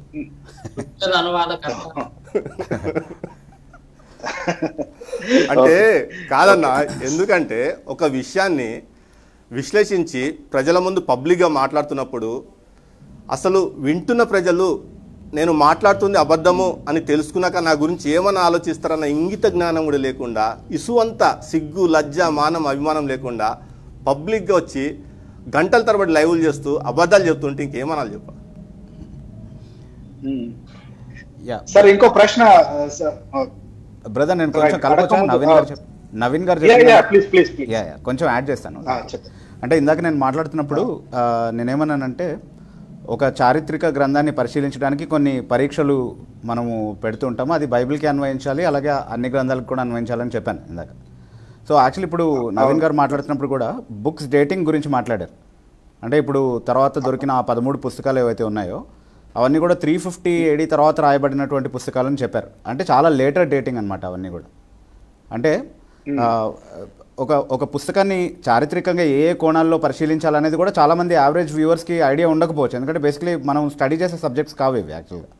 సో దానికోసం అని చెప్పి నేను పాయింట్అవుట్ చేస్తున్నాను. అంటే ఇప్పుడు మామూలుగా ఒక పుస్తకాన్ని చారిత్రకమా కాదా, అది చారిత్రకంగా నమ్మదగిందా కాదా అని పరిశీలించేటప్పుడు మనం పరిగణలోకి తీసుకోవాల్సింది ఏంటి అంటే సంఘటన జరిగిన సమయం నుంచి ఎంత కాలంలోపు రాయబడింది, అంటే ఆ సంఘటనకు ఆ సంఘటన జరిగిన సంఘటనకి కాలంలోనూ స్థలంలోనూ దగ్గరగా ఉండాలి రాయబడినటువంటి చరిత్ర. అంటే ఫర్ ఎగ్జాంపుల్ ఇప్పుడు నా గురించి ఒకళ్ళు పుస్తకం రాస్తున్నారనుకోండి, నేను చనిపోయిన ఒక 50 సంవత్సరాల తర్వాత ఒక పుస్తకం రాశారనుకుందాం ఎవరైనా, హైదరాబాద్లోనే రాశారు. అయితే నేను చనిపోయిన ఒక 350 సంవత్సరాల తర్వాత అమెరికాలో నా గురించి ఒక పుస్తకం రాశారు ఎవరు. ఈ రెండిట్లో ఏది రిలయబుల్ అంటారు మీరు సామాన్య బుద్ధితో ఆలోచిస్తే? దేన్ని నమ్మొచ్చు, దేంట్లో ఉన్న చరిత్రని మనం నమ్మొచ్చు? నా గురించి రాయబడినటువంటి పుస్తకం డెఫినెట్గా 50 సంవత్సరాల లోపు రాయబడి నేను బ్రతికిన ప్రాంతంలో రాయబడినటువంటి పుస్తకాన్ని నేను అంగీకరించాలి, రైట్? అలాగే యేసుక్రీస్తు ప్రభు గురించి లభించినటువంటి 4 సువార్తలని మేము ఏదైతే విశ్వసిస్తున్నామో ఆ 4 సువార్తలకు సంబంధించినటువంటి డాక్యుమెంటరీ ఎవిడెన్స్ ఇప్పటి వరకు అంటే అప్పుడు రాయబడినటువంటి పుస్తకాల అవశేషాలు మనకు ఏవైతే దొరికాయో వాటిని మనం పరిశీలించి చూసినప్పుడు చారిత్రకంగా వేరే ఏ పుస్తకానికి లేనంత ప్రామాణికత ఈ 4 సువార్తలకి ఉంది. ఓకే, ఫర్ ఎగ్జాంపుల్ 50 years లోపే రాయబడింది ఇది, అంటే 40 to 50 years లోపే రాయబడ్డాయి ఈ 4 సువార్తలు కూడా. తర్వాత వీటిని సమకాలికులు ఎవరు రాయలేదు. వారు ఒక మాట చెప్తూ ఒక ఇంటర్వ్యూలో చెప్తున్నట్టుగా నేను విన్నాను. ఏంటంటే యేసుక్రీస్తు చరిత్రను వారి సమకాలికులు గాని వారి శిష్యులు గాని వాళ్ళు ఎవరు రాయలేదు, దాని తర్వాత చాలా కాలం తర్వాత రాశారు, అందుకనే దాన్ని నమ్మొద్దు అన్న మాట కూడా వారు చెప్పినట్టు. బ్రదర్ అలా నోటి మాటగా ఎన్నైనా చెప్పొచ్చు, కానీ నేనేమంటున్నానంటే 40 to 50 years లోపల ఫ్రాగ్మెంటరీ ఎవిడెన్సెస్ దొరికాయి, అప్పటి వరకు రాయబడినటువంటి పుస్తకాల ఎవిడెన్సెస్ దొరికాయి.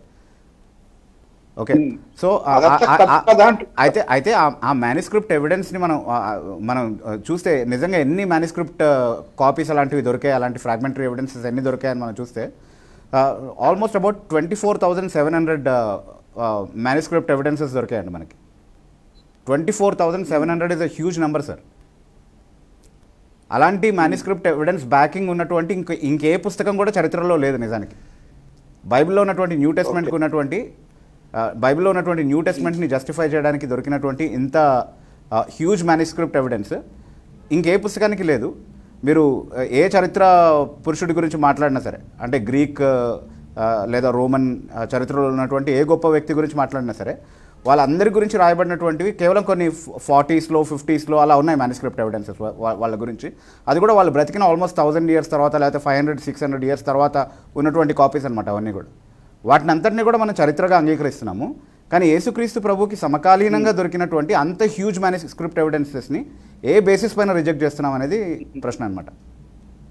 ఇక్కడ ఇంకోటి గమనించాలా, ఇప్పుడు వీళ్ళు ఏదైతే సమకాలికులు రాయలేదన్న లాజిక్ ఉపయోగిస్తున్నారో, ఇప్పుడు యేసు ప్రభు న్యూ టెస్టమెంట్లో 4 గాస్పెల్స్ అంటే ఆయన బయోగ్రఫీ గురించి రాశారు, 4 కూడా ఆయన బయోగ్రఫీ గురించి రాశారు. ఇప్పుడు రామాయణం తీసుకుంటే రాముడి యొక్క బయోగ్రఫీ, మహాభారతం తీసుకుంటే వ్యాసుని యొక్క కుమారులు మనవళ్ళ యొక్క చరిత్ర. ఇప్పుడు త్రేతాయుగంలో వాల్మీకి ఒక్కడే దొరికినారు రామాయణం గురించి రాయటానికి, ఇంకెవ్వరు కూడా రాముడి గురించి చెప్పలేదు. మరి ద్వాపర యుగంలో ఈ వ్యాసుడు ఒక్కడే దొరికినాడు మహాభారతం, ఆయన కుమారులు, ఆయన మనవాళ్ళు, మునిమనవాళ్ళ చరిత్ర చెప్తానికి ఇంకెవ్వరు రాయలేదు. మరి ఇట్లా ఎందుకు ఆలోచించారు? సో బ్రదర్ క్రైస్తవ్యంకి వచ్చేసరికేమో మీకు న్యూమిస్టిక్ ఎవిడెన్సెస్ అవన్నీ కావాలా, అదే మరి ఇతర ధర్మాల గురించి లేకపోతే హిందూ ధర్మం గురించి వచ్చినప్పుడు ఇవేం అక్కర్లేదా? అంటే దౌర్జన్యపూర్వకంగా వీళ్ళు ఏంటంటే ఇండైరెక్ట్గా కన్వర్షన్ చేయక్కర్లేదు, దౌర్జన్యపూరితంగా వాళ్ళ మతాన్ని ఈ భారతదేశం మీద రుద్దేసి భారతదేశ మతం హిందూ మతం అని నిరూపించాలా, అది దౌర్జన్యపూరితంగా. ఇప్పుడు ఏదైతే నువ్వు ఇతర మతాన్ని ఆధారం చేసుకుని ప్రశ్నిస్తున్నావో అయ్యే ప్రశ్నలు నీ మతానికి కూడా వస్తాయి కదా, ఆ ఆలోచన ఎందుకు రావట్లేదు? బ్రదర్ జస్ట్ కంటిన్యూయింగ్, ఇప్పుడు నేను చెప్పాను అంటే వేరే ఏ పుస్తకానికి లేదు. ఇప్పుడు 24,700 నవీన్ డన్ కదా, 24,700 manuscript evidence copies or fragments దొరికాయని నేను ఏదైతే చెప్తున్నానో, ఇప్పుడు నెక్స్ట్ సెకండ్ హైయెస్ట్ ఎవిడెన్స్ ఉన్నటువంటి బుక్ ఏంటి అని మనం ఆలోచిస్తే ఎలియట్ అని హోమర్ రాసినటువంటి ఒక పోయిటరీ ఉంది. ఓకే, దానికి 647 మ్యానుస్క్రిప్ట్ ఎవిడెన్సెస్ మాత్రమే ఉన్నాయి. అది second highest. Okay, so difference చూడండి మీరు, 24,700 change and 647. How much is the difference sir? అసలు ఏమైనా కంపారిజన్ ఉందా? సో మిగతా చారిత్రక పుస్తకాలు ఏవైతే ఉన్నాయో అవన్నీ వీటి తర్వాతే కదా, ఈ 2 పుస్తకాల తర్వాతే కదా. సో అంత హైయెస్ట్ మ్యానుస్క్రిప్ట్ ఎవిడెన్స్ ఉన్నటువంటి న్యూ టెస్ట్మెంట్ని పట్టుకుని ఎవిడెన్స్ లేదని వీళ్ళు మాట్లాడుతున్నారు కదా. నేను ఇప్పుడు అంటే సేమ్ అదే స్టాండర్డ్ని వాళ్ళ పుస్తకాలకు కూడా అప్లై చేయాలని అన్నాను. సో ఇప్పుడు రామాయణం ఎప్పుడో త్రేతాయుగంలో రాయబడింది కదా, మన వాల్మీకి గారు రాశారు కదా. ఓకే, సో వాల్మీకి రాసినప్పటి నుంచి ఉన్నటువంటి ఎన్ని మ్యానుస్క్రిప్ట్ ఎవిడెన్సెస్ ఉన్నాయి సార్? మీ దగ్గర ఉన్న లేటెస్ట్ మ్యానుస్క్రిప్ట్ ఏంటి చెప్పండి. సరే లేటెస్ట్ ఎందుకులేండి, మొన్న రాసుంటారు, మొన్న లాక్డౌన్ అప్పుడు రాసుంటారులేండి. లేటెస్ట్ ఓల్డెస్ట్ మ్యానుస్క్రిప్ట్ ఎవిడెన్స్ ఏంటండి మీ దగ్గర ఉన్నది? When does it date back to? దాన్ని సపోర్ట్ చేయగలిగే ఎన్ని మ్యానుస్క్రిప్ట్ ఎవిడెన్సెస్ ఉన్నాయి మీకు?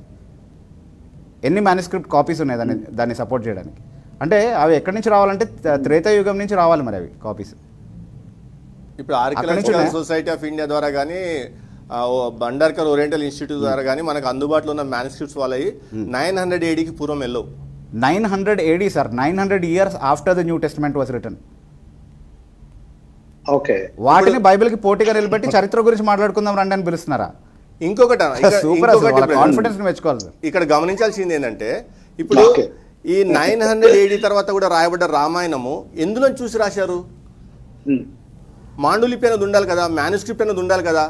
దీనికి ఆధారం ఏంటి? ఇది రాయటానికి త్రేతాయుగంలోంచి ఏ రామాయణాన్ని ఆధారంగా తీసుకుని ఎవరు రాసిన దగ్గర అంటే ఇప్పుడు ఆధారం ఏంటి? ఇప్పుడు 900 AD తర్వాత ఒక రామాయణం అనేది రాయబడింది, రాయటానికి ఆధారం ఏంటి? తర్వాత బ్రదర్, ఇప్పుడు మనకి వేరే 13 పుస్తకాలు దొరికాయి అంటే ఈ 4 సువార్తల్లో ఉన్న చరిత్ర కాకుండా దీంతో విభేదించే వేరే చరిత్ర కూడా యేసుక్రీస్తు గురించి ఉంది. దాన్ని అంతటిని కూడా క్రైస్తవులు సప్రెస్ చేసేసారు. వాళ్ళకు అనుకూలంగా ఉన్న ఈ 4 సువార్తల్లో ఉన్నటువంటి విషయాల్ని మాత్రమే వీళ్ళు కాపాడుకుంటూ వచ్చారన్నది అభియోగం కదా. అయితే రాముడి గురించి కేవలం వాల్మీకి రామాయణంలో ఉన్న విషయాలు మాత్రమే ఉన్నాయా? వేరే రామాయణాలు లేవా? 300 రామాయణాలు ఉన్నాయి. 300 రామాయణాలు ఎక్కడ చూపిస్తారు సార్ మీరు? వాటికి ఆరిజిన్స్ ఏంటి? ఎవరు రాశారు? ఎందుకు అంత డిఫరెన్స్ వచ్చింది ప్రతి రామాయణంలో? అంటే నిజానికి అంటే ఇప్పుడు వీళ్ళు మనకు చెప్పేది ఏంటి అంటే మేము కేవలం గీతా ప్రెస్, గోరఖ్పూర్లో ఉన్న గీతా ప్రెస్ ప్రింట్ చేసిన వాల్మీకి రామాయణం ఒకటే మాకు కావాలి, ఎందుకంటే అది మాత్రమే త్రేతాయుగం నుంచి కూడా కంటిన్యూ అవుతూ వచ్చిందంట. అప్పటి నుంచి ప్రెస్ ఉంది అక్కడ, గీతా ప్రెస్ అనేది గోరఖ్పూర్లో త్రేతాయుగం నుంచి ఉంది, అప్పటి నుంచి అది ప్రింట్ చేస్తూ వస్తున్నారు కాబట్టి అది మాత్రమే ప్రామాణికము, మిగతావేవి మాకు ప్రామాణికం కాదంటున్నారు కదా. 300 రామాయణాలు ఇండియాలో మాత్రమే కాదు రామాయణం ఉన్నది, కంబోడియాలో ఉంది, థాయిలాండ్లో ఉంది, మలేషియాలో ఉంది రామాయణం. ఓకే, సో కొన్ని రామాయణాల్లో ఇప్పుడు మనకు తెలిసిన రామాయణంలో రాముడు సీత భార్యాభర్తలు, అయితే రాముడు సీత అన్నా చెల్లెలుగా ఉన్నటువంటి రామాయణాలు ఉన్నాయి. బౌద్ధ రామాయణం మేము రాసింది కాదు, మనం చెప్పట్లేదు, ఉన్నవే చెప్తున్నాం, డాక్యుమెంటరీ ప్రూవ్ చేయొచ్చు వాటిని. ఓకే, లక్ష్మణుడు రాముడిని చంపేసినటువంటి రామాయణం ఒకటి ఉంది, రావణుడు ఎప్పుడు చావనటువంటి రామాయణం ఒకటి ఉంది, అసలు కైకేయి అనే క్యారెక్టరే లేనటువంటి రామాయణం ఒకటి ఉంది, శూర్పణఖ అదేంటి ఫాతిమాగా పిలువబడినటువంటి ఒక రామాయణం ఉంది, రాముడు సుల్తాన్గా పిలువబడినటువంటి ఒక రామాయణం ఉంది. అవన్నీ ఎందుకు దాచుతున్నారు సార్? మీరంతా కాల్ చేశారా? అవన్నీ పాతి పెట్టేశారా?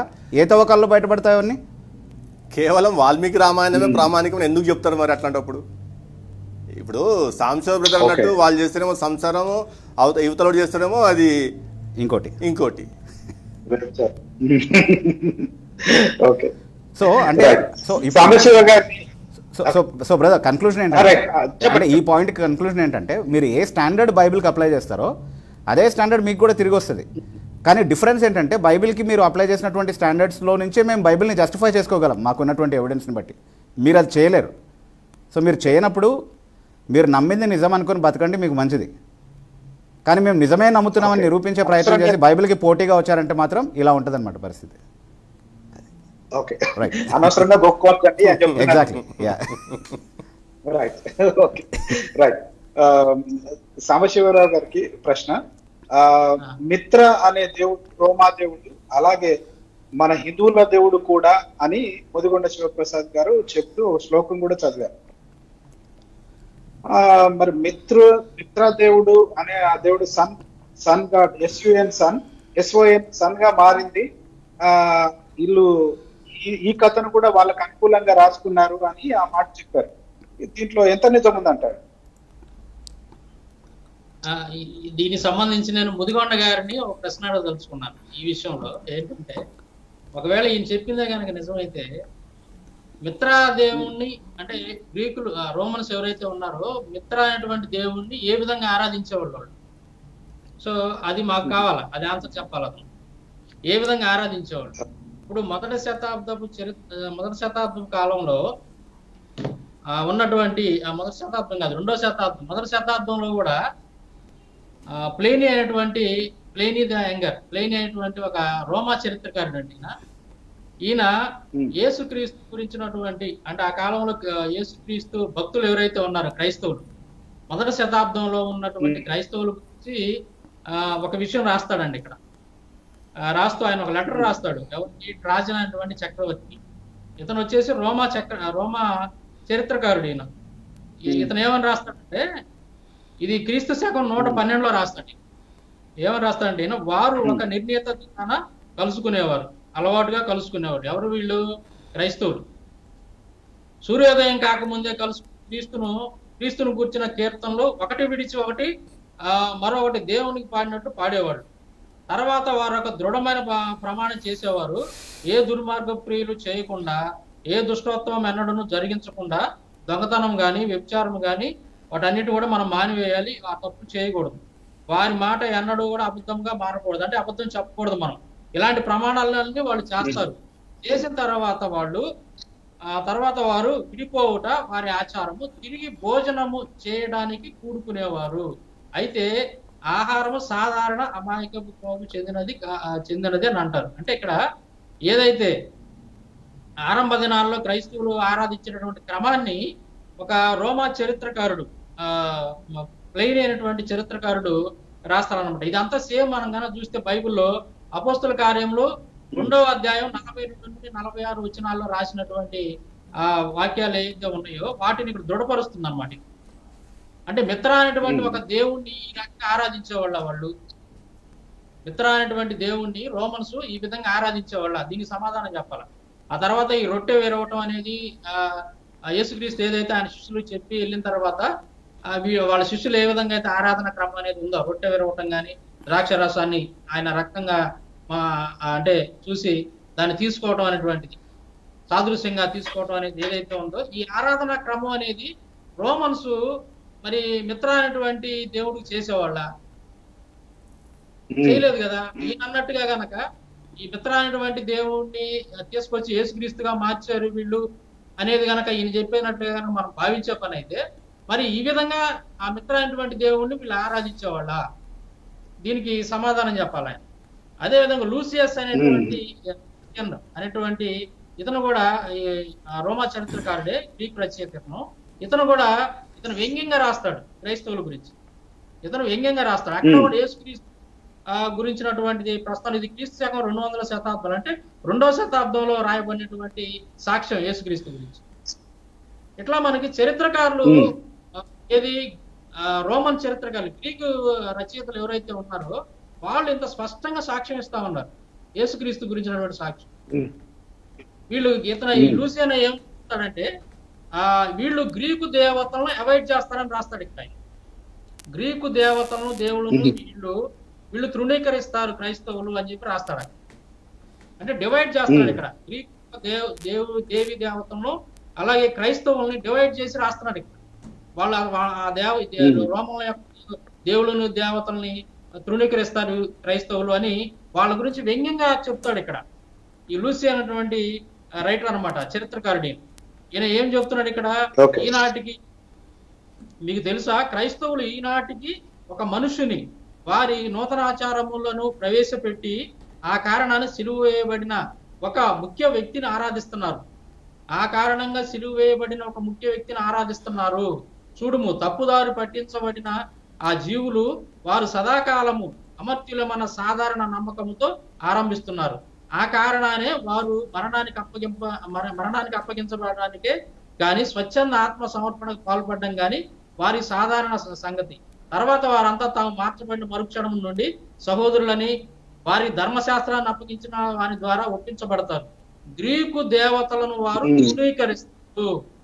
చాలా స్పష్టంగా ఇక్కడ చరిత్రకారులు, ఆ కాలంలో ఉన్నటువంటి చరిత్రకారులు రాస్తున్నారు. ఇక్కడ తృణీకరిస్తారు. సిలువ వేయబడిన సన్యాసిని ఆరాధిస్తున్నారు. సిలువ వేయబడినటువంటి సన్యాసిని ఆరాధిస్తున్నారు అని చెప్తున్నాడు. అంటే యేసుక్రీస్తు గురించి చెప్తున్నాడు ఇక్కడ. సిలువ వేయబడిన తర్వాత అతని నిబంధనల మేరకు నడుచుకుంటున్నారు వాళ్ళు. ఇదంతా వారి విశ్వాసాన్ని బట్టి జరిగిస్తున్నారు అని ఈ అంటే మొదటి శతాబ్దంలో ఉన్నటువంటి అంటే క్రీస్తు శకం 112 ఉన్నటువంటి లైనితో పాటుగా 2వ శతాబ్దంలో ఉన్నటువంటి ఇతను మరొక చరిత్రకారుడు లూసి అనేటువంటి చరిత్రకారుడు కూడా చాలా స్పష్టంగా చెప్తా ఉన్నాడు ఇక్కడ. అంటే ఇన్ని రకాలైనటువంటి చారిత్రక ఆధారాలు, మొదటి శతాబ్దం 2వ శతాబ్దంలో ఉన్నటువంటి చారిత్రక ఆధారాలు ఆ కాలంలో 2000 సంవత్సరాల క్రితం రాసినటువంటి వాళ్ళకి తెలియదు, కానీ వాళ్ళకి తెలియలేదు. ఏది క్రైస్తవులు అనేటువంటి వాళ్ళు మిత్రాస్ అనేటువంటి దేవుడిని ఆరాధిస్తున్నారు. ఇప్పుడు ఈ కాలంలో ఉన్నటువంటి మన బుద్ధిగొండ శివప్రసాద్ గారు ఇలాంటి పండితులకు మాత్రం తెలుసు. అదంతా కూడా ఎలా యాక్సెప్ట్ చేస్తామండి మనం? అసలు ఏ విధంగా కూడా తెలిసి కూడా మరి ఎందుకు తెలిసి కూడా చరిత్రను ఎందుకు వక్రీకరిస్తున్నారు? ఒక హిస్టరీ టీచర్ అయి ఉండి చరిత్రను వక్రీకరించడం వీళ్ళకి వెన్నతో పెట్టిన విద్య అండి. వీళ్ళకి నేను ఒక ఎగ్జాంపుల్ కూడా చెప్తాను నేను మీకు దీనికి సంబంధించి. చరిత్రను వక్రీకరించకపోతే వీళ్ళ మతానికి మనుగడ లేదు. చరిత్రను వక్రీకరించకపోతే వీళ్ళ మతానికి మనుగడ లేదు. వీళ్ళ దీన్ని ఏమంటారు, ఒక ఉదాహరణ కూడా చెప్తాను నేను. ఉదాహరణకి సతీ సాగమనము, బాల్య వివాహాలు అనేటువంటివి వాళ్ళ యొక్క మత గ్రంథాల్లో అనేక చోట్ల పదే రాశారండి. ఇది చిన్నపిల్లలే, పాలు తాగే వయసులో పెళ్లిటి చేయాలి వాళ్ళకి. అంటే రజస్వాలు కాకముందే పెళ్లిటి చేయాలి. ఆ తర్వాత భర్త చనిపోతే భార్యలను కూడా తీసుకొచ్చి బ్రతుకుండగానే తగలబెట్టాలి, భర్త చితి మీద వేసి తగలబెట్టాలి. అలా గనక చేస్తే స్వర్గంలో స్వర్గ సుఖాలు అనుభవిస్తారు. భర్త చేసినటువంటి తప్పులన్నిటి నుంచి నరకానికి పోకుండా రక్షించుకోగలుగుతుంది భార్య. కాబట్టి ఇలా చేయాల్సిందేనని చెప్పేసి వాళ్ళ యొక్క మత గ్రంథాల్లో బుద్ధిగొండ శివప్రసాద్ గారు లాంటి వాళ్ళు ఎవరైతే ఉన్నారో చరిత్రను వక్రీకరించేటటువంటి వాళ్ళు, వాళ్ళ యొక్క మత గ్రంథాల్లో చాలా స్పష్టంగా అనేక చోట్ల రాశారు. కానీ ఈ రోజున వీళ్ళు గత కొంతకాలంగా వీళ్ళు చేస్తున్నటువంటి ప్రచారం ఏంటంటే బ్రిటిష్ వాళ్ళ బారి నుండి రక్షించుకోవడానికి సతీ సగమనాలు జరిగింది అంట. ఆ తర్వాత క్రైస్తవ మిషనరీల బారి నుండి రక్షించుకోవడానికి వాళ్ళు సతీ సగమనాలు, బాల్య వివాహాలు జరిగినాయి అంట. ముస్లింస్ బారి నుండి రక్షించుకోవడానికి జరిగినాయి అంట. ఎంత దారుణంగా వక్రీకరిస్తా వస్తున్నారో వీళ్ళు. ఇప్పటికి ఇదే ప్రచారం చేస్తున్నారు కొంతమంది కరుణాకర్ సుగ్నార్ లాంటి వాళ్ళు, లేదంటే ఈ క్రైస్తవం మీద పొద్దున్న అయితే సోషల్ మీడియాలో విషం చిమ్మేటటువంటి కొంతమంది మతోన్మాదులు ఎవరైతే ఉన్నారో వీళ్ళంతా కూడా చరిత్రను వక్రీకరించకపోతే ఏదైతే వాళ్ళు చరిత్రలో చేసినటువంటి తప్పులు లేదా వాళ్ళ గ్రంథాల్లో ఉన్నటువంటి ఆ తప్పులన్నీ కూడా ఏదైతే ఉన్నాయో అవన్నీ నిజాలు కనుక ప్రజలకు తెలిస్తే ఎక్కడ అసహించుకుంటారో వీళ్ళ యొక్క మతాన్ని అనేటటువంటి ఒకే ఒక కారణం చేత వీళ్ళు చరిత్రను వక్రీకరిస్తారండి. ముఖ్యమైన కారణం అది. ఈ మధ్యకాలంలో మనం చూస్తే ఒక TV5 డిబేట్ లో అనుకుంటాను, మూర్తి గారు అనేటువంటి ఆయన వాళ్ళంతా ఒక డిబేట్ సతీ సాగమనం గురించి జరుగుతుందండి. అక్కడ లక్షలాది మంది ప్రజలకి ఒక సత్యాన్ని వీళ్ళు చెప్పారు. అదే నాకు బాధేసింది. అసలు హిందూ మత గ్రంథాల్లో ఎక్కడా లేదండి సతీ సాగమనం అనేది. కేవలం ఒక బ్రిటిషర్స్ బారి నుంచో లేదంటే ముస్లింస్ బారి నుంచో రక్షించుకోవడానికి అలా జరిగింది తప్ప హిందూ మత గ్రంథాలు ఎక్కడా చెప్పలేదని చాలా దారుణంగా ఒక అబద్ధాన్ని ప్రజలకి వాళ్ళు ఆ విధంగా ప్రచారం చేశారు. అలా చేయకపోతే ఏంటంటే మనుగడ అనేది, వీళ్ళ మతానికి మనుగడ అనేది ఉండదు. నిజాలు కనుక తెలిస్తే, వాళ్ళ గ్రంథాల్లో ఉన్నటువంటి నిజాలన్నీ కనుక బయటపెడితే వాళ్ళ మతాన్ని ఖచ్చితంగా ఇప్పుడు ఉన్నటువంటి సమాజం అసహించుకుంటది. ఒకప్పుడు అంటే మన ఇండియన్స్ ఎవరు కూడా చదువు లేదు, కొంచెం అవగాహన శక్తి అనేది తక్కువ. కానీ ఈ రోజున వెల్ ఎడ్యుకేటెడ్ పర్సన్స్ ఎక్కువగా ఉన్నారు మన ఇండియాలో. ముఖ్యంగా హిందూ ఫ్యామిలీస్ నుంచి చాలా మంది ఉన్నారు. వీళ్ళంతా కూడా ఎక్కడ ఈ మత గ్రంథాల్లో ఉన్నాయని బయటపడి వీటన్నిటి కారణం మన మత గ్రంథాలే, ఏది అంటరానితనానికి, సతీ సాగమనానికి, బాల్య వివాహాలకి, వీటన్నిటికీ మన యొక్క మత గ్రంథాలే కారణం అని, మన యొక్క మత గ్రంథాల్లో హిందూ మత గ్రంథాల్లో రాశారని ఈ నిజాలన్నీ కనుక ఇప్పుడున్నటువంటి సమాజానికి, ఇప్పుడున్నటువంటి తరానికి కనుక తెలిస్తే ఖచ్చితంగా హిందూ మతాన్ని అసహించుకుంటారు, బయటకు వచ్చేస్తారు. వాళ్ళ మతానికి ప్రమాదం ఉంది. కాబట్టి కావాలని చరిత్రను వక్రీకరించడానికి వీళ్ళకి వెనతో పెట్టిన విద్య. అదే విధంగా గత కొన్ని సంవత్సరాల నుంచి వీళ్ళు అదే ప్లాన్ లో ఉన్నారు, అలాగే వక్రీకరిస్తారు. చరిత్రను వక్రీకరించడం అనేది వెనతో పెట్టిన అంటే వెనతో పెట్టిన విద్య అనే మాట మీరు చెప్తున్నారు. అది దానికి ఏంటి కారణం? ఆ కారణం ఏంటి అంటే శాఖ లేకపోతే వారి కులము, వారి యొక్క మతము, లేకపోతే ఆ అగ్ర స్థానము పొందుకోవడానికి ఈ రకంగా చేస్తున్నారా ఏంటి? అవునండి, వాళ్ళు ఖచ్చితంగా వాళ్ళు ఏదైతే వాళ్ళు పరిపాలన చేయాలి అంటే ఇంతకు ముందు ఏదైతే వాళ్ళు ఒక మనుధర్మ శాస్త్రం అనేటటువంటి దాన్ని తీసుకొచ్చి, ఆ మనుస్మృతిని తీసుకొచ్చి కేవలం ఒక వర్గాన్ని బానిసలుగా చేసుకొని, ఒక శూద్రులు అనేటువంటి ఒక వర్గాన్ని బానిసలుగా చేసుకొని వాళ్ళ ఎట్లాగైతే వాళ్ళ ఆధిపత్యం చలాయించారో భారతదేశంలో అట్లాగే నడవాలి అని అంటే వాళ్ళు ఇప్పుడు ఏదైతే కొన్ని ప్రయత్నాలు చేస్తా ఉన్నారో, ముఖ్యంగా క్రైస్తవం మీద దాడి చేయడం కానీ, క్రైస్తవ్యాన్ని బైబిల్ను వక్రీకరించడం కానీ, లేదా ఇతర మతాల గురించి తప్పుగా మాట్లాడటం కానీ, తప్పుగా వక్రీకరించి ప్రచారం చేయటం కానీ, ఇవన్నీ కూడా చేయడానికి ముఖ్యమైన కారణం ఏంటంటే వాళ్ళ యొక్క పూర్వపు చట్టం ఏదైతే ఉందో, అంటరానితనం అని ఇలాంటివన్నీ ఏదైతే ఉన్నాయో, తర్వాత ఈ మనుస్మృతి అనేది ఏదైతే ఉందో దాన్ని మళ్ళీ అమలు చేస్తే గనక వీళ్ళంతా మళ్ళీ మీరు అన్నట్టుగా ఒక పరిపాలన అనేది వాళ్ళ చేతుల్లోకి వచ్చేసి, అంటే వాళ్ళ ఇష్టానుసారంగా వాళ్ళు వ్యవహరించడానికి అవకాశం ఉంటుంది ఇండియాలో. కేవలం దానికోసమే వాళ్ళు మాట్లాడుతూ ఉన్నారు ఈ రోజు, క్రైస్తవం మీద దుమ్మెత్తిపోతా ఉన్నారు. ముఖ్యమైనటువంటి కారణం అది. ఒక 2 minutes ఇక్కడ మిత్ర దానికి యాడ్ చేయాలనుకుంటున్నాను. యాక్చువల్గా ఈయన చెప్తూ ఏమనంటే మిత్రాస్ అంటే ఆ సూర్యదేవుడు అని చెప్పేసి మన ఋగ్వేదాల్లో మంత్రం ఉందని చెప్తూ, ఈ మిత్రాస్ అనేది పుట్టినరోజు December 25th అని, వర్జిన్కి పుట్టాడని చెప్పేసి, మళ్ళీ తర్వాత పునరుద్ధానం చెందాడు చనిపోయిన తర్వాత అని చెప్పేసి, ఆదివారం ఆరాధన అయినది అని చెప్పేసి చెప్తూ వివరించాడు. యాక్చువల్గా దీని గురించి మనం వివరించి చెప్పాలి ప్రేక్షకులకు. ఇది ఒక కాన్స్పిరసీ. దీనికి మూలకర్త ఎవరు, ఈ విధంగా రాయటానికి మొట్టమొదటి ఎవరు రాశారు, ఎప్పుడు రాశారు, ఏ కాలంలో రాశారు అనేది ఆలోచించాలా. దీన్ని సింపుల్గా చెప్పాలంటే పగాన్ క్రైస్ట్ అంటారండి. పగాన్ దేవతల నుండి క్రీస్తుని సృష్టించారు, క్రీస్తు అనే క్యారెక్టర్ని సృష్టించారు, క్రీస్తుని దేవుని సృష్టించారని చెప్పే కాన్స్పిరసీ ఇది. దీని సృష్టికర్త ఎవరంటే ఆచార్య ఎస్ మొర్డోక్ అని ఒక లేడీ అండి. ఆచార్య ఎస్ మొర్డోక్ ఈమె ఒక పుస్తకం రాసింది, the Christ conspiracy, the greatest story ever sold అని చెప్పేసి.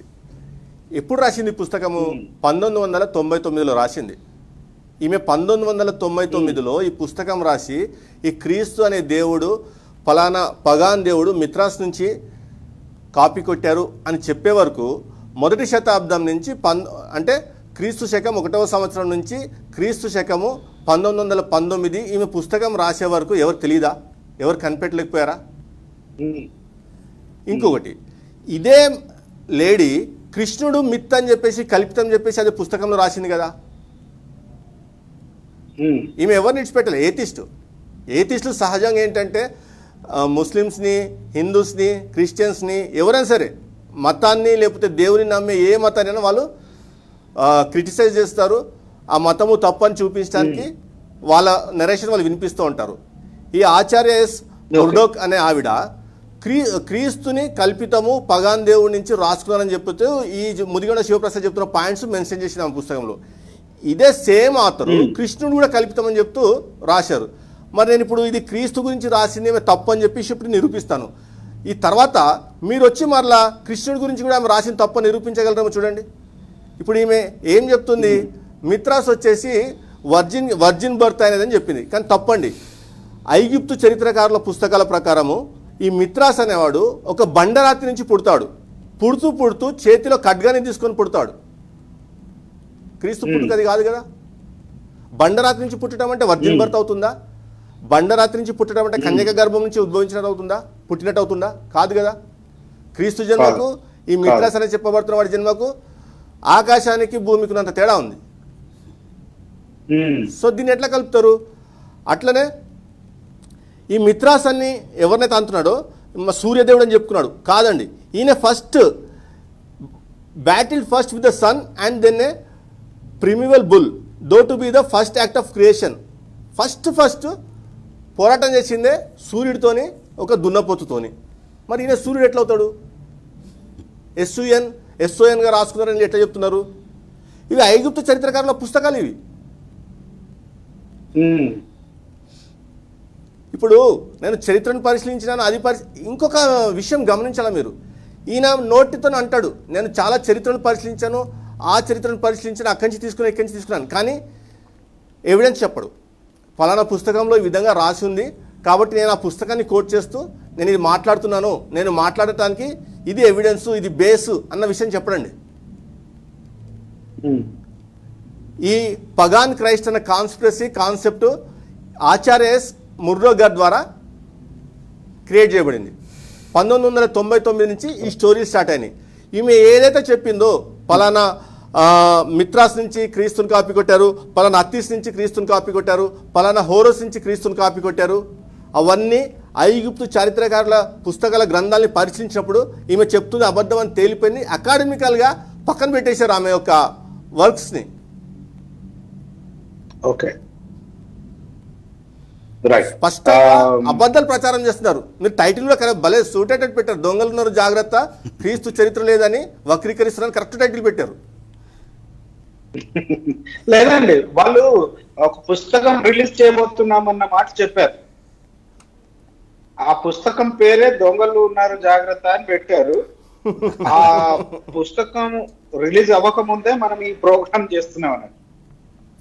ఇప్పుడు ఆయన రాసిన పుస్తకాలు తీసుకుంటే, ఇప్పుడు నేను అకాడమిక్ స్కాలర్ అండి, నేను ఒక బుక్ ప్రచురించినప్పుడు నేను ఏ బుక్స్ రీసెర్చ్ చేశాను, ఎక్కడెక్కడి నుంచి తీసుకున్నాను అని చెప్పేసి, అయితే ఆ చాప్టర్ ఎండింగ్లోనో లేకపోతే బుక్ ఎండింగ్లోనో నేను మొత్తం ఇస్తాను. లిస్ట్ ఆఫ్ బుక్స్ నేను రిఫర్ చేసింది, పలానా ఆథరు, పలానా బుక్ ఏ పేజ్లో నుంచి తీసుకున్నాను, ఎక్కడి నుంచి తీసుకున్నాను, చక్కటి ఇండెక్స్ ఇస్తాను చివరిలో. ఈయన రాస్తున్న పుస్తకాల్లో ఆథర్ రిఫరెన్సెస్ ఏంటని ఇస్తారు తెలుసా? పలానా శివశక్తి కరుణాకర్ సుగ్నర్ యూట్యూబ్ వీడియోలో ఈ విధంగా మాట్లాడాడు, పలానా లలిత్ కుమార్ యూట్యూబ్ వీడియోలో ఈ విధంగా మాట్లాడాడు. ఇవి రిఫరెన్స్లు అవుతాయండి. అకాడమికల్గా వీళ్ళని తీసుకొని నేను ఒక బుక్ రాయొచ్చా? ఇప్పుడు నేను ఇక్కడ మాట్లాడుతున్న విషయాలను తీసుకొని మీరు బుక్ రాస్తే అది ఒప్పుకుంటారు సమాజం? ఒప్పుకోకూడదు. పలానా నవీన్ పలానా తారీఖున రక్షణ స్టూడియోలో కూర్చొని ఈ మాటలు చెప్పాడు అని చెప్పేసి నా మాటలు అక్కడ రాస్తాడు ఒక పారాగ్రాఫ్ కింద. అదా నవలా చక్రవర్తి బిరుదాంకితులు చేయాల్సిన పని? అంటే తప్పుదో పట్టించిన సమాజాన్ని. పొట్టకూటి కోసం కోటి తిప్పలన్నట్లు కరుణాకర్ సుగ్న మాట్లాడింది చరిత్ర అయితే, ఇక ఎవ్రీ టామ్ అండ్ డిక్కీ కూడా మాట్లాడింది కూడా చరిత్రే. అవునండి. అయితే ఈ పుస్తకాలు రాయడము, ఆ పుస్తకాలను అమ్ముకోవడానికి ఈ రకంగా మీరు మీడియాని అడ్డు పెట్టుకొని బ్రతికేయడానికి ఈ పనులను చేస్తున్నారని అంటారా మీరు? అవునండి, నేను అబద్ధము, నవీన్ చెప్పింది తప్పు, we are not doing this for our livelihood, మేము సత్యాన్ని ప్రకటించడానికి ఇవన్నీ చేస్తున్నాము అని చెప్పదలుచుకుంటే వచ్చి కూర్చొని నేను చెప్పిన ఆధారాలు తప్పు, మీరు చెప్పిందే కరెక్ట్ అని నిరూపించండి. అప్పుడు నా మాటలు నేను వెనక్కి తీసుకుంటా. వీళ్ళు పొట్టకూసి కోసం చేయట్లేదు, నిజంగా సత్యాన్ని స్థాపించడానికి, సత్యపక్షాన్ని నిలబడి చీకటిలో జనాంగాన్ని వెలుగులోకి నడిపించడానికి ప్రయత్నం చేస్తున్నానని చెప్పేసి నేను కూడా వీళ్ళ పక్షాన్ని నిలబడి మా వాళ్ళు చేస్తుంది రైట్ శబాష్ అని చెప్పేసి నేను కూడా ఒక వంత పాడతా. ఇప్పుడు అంటే ముదిగొండ శివప్రసాద్ గారి గురించి మాట్లాడుకోవడం మనం ఎక్కువగా మాట్లాడాము, కానీ వారు కొన్ని విషయాలు పుస్తకంలో వారు రాసుకున్న దాన్నే వాళ్ళే కాంట్రడిక్ట్ చేస్తున్నట్టుగా మనము చూస్తున్నట్టుగా మనకు మొన్న మీరు చెప్పారు, అలాగే మన ప్రవీణ్ పగడాల గారు కూడా చెప్పారు, వారే కాంట్రడిక్ట్ చేసినట్టుగా అనిపించింది. మొన్న ఈ నిన్నటి ప్రోగ్రామ్ లో కూడా ద్రావిడులు ఆర్యులు అనే మాట లేనే లేదు, అదే అంతా ఒక కల్పన అని మాట్లాడుతూ శివప్రసాద్ గారు చెప్తూ ఉంటే ఒక్కల డాక్టర్ గారు కూడా అవునవును అన్నారు. ఆ తర్వాత శివపార్వతుల గురించి మాట్లాడేటప్పుడు మాత్రం వీరు ద్రావిడులు, వీరు ద్రావిడ, వీరేమో ఆర్యులు అని చెప్పడానికి ప్రయత్నం చేస్తారు. ఇది ఎట్లా నమ్మాలండి? యాక్చువల్గా భారతదేశ చరిత్ర చూసినప్పుడు మీకు చరిత్ర అంటే సింధు నాగరికత నుంచి ఈ రోజు వరకు అండి భారతదేశంలో జరిగే చరిత్ర. మనకు దానికి ఎక్కడ తవ్వకాలు దొరికినా, నేను ఇంతకుముందు చెప్పాను, ఈ నాగరికతలు బయటపడ్డాయి, ఇన్ని సంస్కృతులు బయటపడ్డాయి. ఇప్పుడు ఎక్కడ కూడా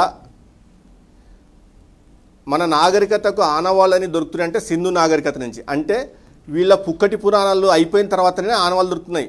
వీళ్ళ వేదాలకు సత్యయుగము, మనుధర్మశాస్త్రానికి సత్యయుగం తీసేద్దాము, రామాయణానికి త్రేతాయుగం తీసేద్దాము, అట్లనే సంకలిత ధర్మశాస్త్రం అని ఆ త్రేతాయుగానికి సంబంధించిన తీసేద్దాము, తర్వాత ద్వాపరయుగానికి మహాభారతము, భగవద్గీత ప్లస్ గౌతమ ధర్మశాస్త్రం ఏదో ఉంటుంది అది తీసేద్దాము.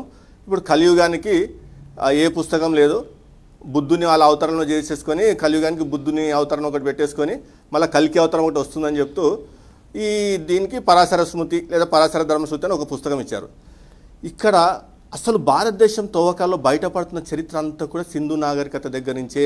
అంటే ఈ మహాభారతం వరకు ఏదైతే పుక్కటి పురాణాలు చెప్తున్నారో ఆ చరిత్ర లేదు ఎక్కడ కూడా. తవ్వకాల్లో ఈ సత్యయుగానికి సంబంధించి కానీ, త్రేతాయుగానికి సంబంధించి కానీ, ద్వాపరయుగానికి సంబంధించి కానీ, ఈ పాలించిన రాజుల గురించి కానీ, రాజ్యాల గురించి కానీ, వాళ్ళ అంతఃపురాల గురించి కానీ, వారి కట్టడాల గురించి కానీ, వారు నివసించిన ప్రదేశాల గురించి కానీ, ఆ చెప్పబడుతున్న మునుల ఆశ్రమాల గురించి కానీ ఎక్కడ కూడా తవ్వకాల్లో ఆధారాలు లేవు. మనకు నాగరికత, సమ్యక్ నాగరికత, బౌద్ధ నాగరికత ఈ దేశాన్ని అత్యున్నత స్థితికి తీసుకుపోయి విశ్వానికి గురువుగా నిలిపిన నాగరికత సమ్యక్ నాగరికత. ఆ నాగరికతకు సంబంధించిన చరిత్రనే బయటపడుతుంది. ఆ నాగరికతకు సంబంధించిన చరిత్రలు క్రీస్తు పూర్వము 2500 BC నుండి క్రీస్తు శకము 700 వరకు బయటపడుతూనే ఉన్నాయి. ఈ క్రీస్తు శకము 700 తర్వాత ఎప్పుడైతే బ్రాహ్మణుల ప్రాబల్యం పెరిగి వీళ్ళు రాజ్పుట్లను అడ్డం పెట్టుకొని, ముస్లిం చక్రవర్తులను అడ్డం పెట్టుకొని, ఈ సౌత్ ఇండియన్ కింగ్స్ అడ్డం పెట్టుకొని, సౌత్ ఇండియన్ కింగ్స్ ఎందుకంటున్నారంటే ఆదిశంకరాచార్య యొక్క ప్రభావం వల్ల ఆ రాజులు, బౌద్ధ మతాన్ని ఆచరించిన రాజులు కూడా ఆదిశంకరాచార్యుడి ప్రభావానికి లోనే అతను స్థాపించిన అద్వైత మతాన్ని ఫాలో అవుతూ, అతను స్థాపించిన శైవాన్ని ఫాలో అవుతూ వీళ్ళు గుడులు కట్టడం. కానీ ప్రతి గుడి కూడా క్రీస్తు శకము 700 తర్వాత అయింది. హిందూ దేవాలయాలు క్రీస్తు శకము 700 కంటే ముందు ఆ గుడి యొక్క డేటింగ్ వెళ్తుందంటే అది బౌద్ధ ఆరామరము. బౌద్ధుల గుడిని వీళ్ళు ఆక్రమించుకొని కట్టారు. ఇంకొకటి చెప్తాను, 4 పీఠాలు వాళ్ళకి ముఖ్యము. ఈ పూరి జగన్నాథ్ పీఠము, ఈ ఆదిశంకరాచార్య 4 పీఠాలు ఉన్నాయిగా, ఒక్కొక్క వేదానికి ఒక్కొక్క పీఠము. ఈ 4 పీఠాలు కూడా ఎప్పుడు కట్టారని తెలిస్తే మీకు ఇట్టే అర్థమవుతుంది. అన్ని పుక్కటి పురాణాలు హంబక్, ఇవన్నీ ఆదిశంకరాచార్యుడి తర్వాత ఇదంతా స్టార్ట్ అయింది. వీళ్ళ లొల్లి అంతా ఇవన్నీ కూడా బౌద్ధ ఆరామాలు ఆక్రమించుకొని వాటికి వీళ్ళ వేదాల పేర్లు పెట్టేసి కథలు పడుతురు. మొన్న సోమనాథ్ ఆలయంని తవ్వుతుంటే అది శివుని ఆలయం అని చెప్తారు కదా, మరి బౌద్ధ సంస్కృతి ఎందుకు బయటపడుతుంది? బౌద్ధ స్తూపాలు ఎందుకు బయటపడుతున్నాయి అక్కడ? సో ఇవన్నీ చూస్తూ వెళ్తుంటే మనకు అర్థమయ్యేది, వీళ్ళు మళ్ళా ఎప్పుడైతే అధికారంలోకి వచ్చారో, వీళ్ళు బలం పుంజుకున్నారో దేశాన్ని మొత్తాన్ని అంధకారంలో తీసుకెళ్ళిపోయారండి. అంధకారంలో ఉన్న దేశానికి వెలుగే ప్రకాశించింది క్రైస్తవ మిషనరీలు. క్రైస్తవ మిషనరీ మళ్ళా వచ్చి వీరి అగాడాలని అంతా స్టడీ చేసి, చరిత్రను స్టడీ చేసి, ఎందుకంటే 1800 తర్వాత వరకు అశోకుడు అనే రాజు, సామ్రాట్ అశోక్ అనేవాడు మన రాజు ప్రపంచాన్ని సగం ఏలినాడని జనాలకు తెలియదు. ఆ ఇంగ్లీషులో వచ్చి బయట పెట్టేవాళ్ళు. అఖండ భారతదేశం అని ఈరోజు జబ్బలు జరుపుకున్న ఆర్ఎస్ఎస్ వాళ్ళు అలా శాఖలలో చైనాని, ఆఫ్ఘనిస్తాన్ని, పాకిస్తాన్ అన్ని చూపించేసి దానికి ఒక కాషాయం రంగు పులిచి ఇది అఖండ భారతదేశం అంటారు కదా. అది ఎవరు పాలించాడు? అఖండ భారతదేశాన్ని స్థాపించింది ఎవరు? అశోక చక్రవర్తి. ఈ అఖండ భారతదేశాన్ని ముక్కలుగా చేసి 565 రాజ్యాలుగా డివైడ్ చేసింది ఎవరు? బ్రాహ్మణులు. భారతదేశము స్వాతంత్రానికి 1947లో స్వతంత్రం ప్రకటిస్తే అఖండ భారతదేశం కాదు అది. మళ్ళా సర్దార్ వల్లభాయ్ పటేల్ ప్రతి ప్రిన్స్లీ స్టేట్ని పిలిచి నయానా భయానా బెదిరించి హైదరాబాద్ని ఏమన్నా బుజ్జగించి తీసుకున్నారు, లేకపోతే హైదరాబాద్ సంస్థానం తీసుకుపోయి నేను విలీనమైతే భారతదేశం విలీనమైందా అని బెదిరించి ఆర్మీని దింపుతూనే కదా తీసుకుపోయి ఆ సుల్తాను, నవాబ్ తీసుకుపోయి భారతదేశంలో కలిపింది. భారతదేశంలో చివరి కలిసింది హైదరాబాద్ సంస్థానమే కదా. ఈ చరిత్ర అంతా పక్కన పెట్టేసి ఈ ఆర్ఎస్ఎస్లు అంతా కుట్రపూరితంగా ఇప్పుడు విద్వేషాలు రెచ్చగొడుతూ, సామరస్యంగా ఉన్న భారతదేశంలో విచ్ఛిన్నాలు తీసుకొస్తూ, సామాజికంగా విడగొడుతూ, కులమతాల చిచ్చు పెడుతూ, అందరిని తప్పుదో పెట్టిస్తూ, వీళ్ళకు ఈ చిల్లర దుకాణాలు, ఈ సంస్థలు ఒక్కొక్క సంస్థ పెట్టుకోవాలా, మా ధర్మరక్షణ ఇవ్వాలా, పేటిఎం నెంబర్ ఇవ్వాలా, గూగుల్ పే నెంబర్ ఇవ్వాలా, బ్యాంక్ అకౌంట్ ఇవ్వాలా, ఐఎఫ్ఎస్సి కోడ్ కాకుండా ఇంకో కోడ్లు కూడా ఇస్తారు. పైసలు ఇవ్వరని చెప్పారు. అంటే ఇంత వక్రీకరిస్తూ మనల్ని వక్రీకరిస్తున్నారు. తప్పు వీళ్ళది. వీళ్ళకి ఆధారం లేవు, చరిత్ర లేదు, క్రీస్తు కల్పితము. నేను ఎక్కడికంటే అక్కడికి వచ్చి నిరూపిస్తా. ఇవాళ ఫోన్ చేయండి, ఏమండి శివప్రసాద్ గారు వస్తారా మాట్లాడదామంటే, నేను మాట్లాడేది ఇంటర్నేషనల్గా ప్రచారింపబడాలా, అన్ని ఛానల్స్ రావాలా. ఎందుకు వస్తారు? ఎవరికేం పట్టింది? నువ్వు ఛాలెంజ్ ఇచ్చినప్పుడు నీ ఛాలెంజ్ స్పందించి నేను వస్తా, రావాలా, మాట్లాడాలా. ఓకే, ఫైనల్ గా మొన్న రక్షణ టీవీలో జరిగిన కార్యక్రమం ఆ కార్యక్రమం చూసిన తర్వాత దాంట్లోని క్లిప్పింగ్స్ ని కొన్ని కట్ చేసి యూట్యూబ్ లో అప్లోడ్ చేయడాన్ని బట్టి వారు హర్ట్ అయిన తర్వాత ఎవరో ఒక ఆవిడ ఫోన్ చేసి ఫోన్ చేయడం అంటే ఫోన్ లో ఆడియో ద్వారా కొన్ని మాటలు చెప్తూ డిస్గస్టింగ్ గా ఉన్నాయి, మీ భాష మొత్తం అంతా కూడా వీడియో ఎడిటింగ్ అదంతా కూడా అని చెప్తూ చెప్పారు. నేను చెప్పిన మాటలు ఏమి కావు, అందులో ఉన్నవే అట్లా కట్ చేసి కుక్క ప్రజలకు అందుబాటులోకి తీసుకురావడానికి చూపించామంతే తప్ప వేరే ఏమీ లేదు అమ్మగారు. దయచేసి ఆ విషయాన్ని మీరు పెట్టుకోండి.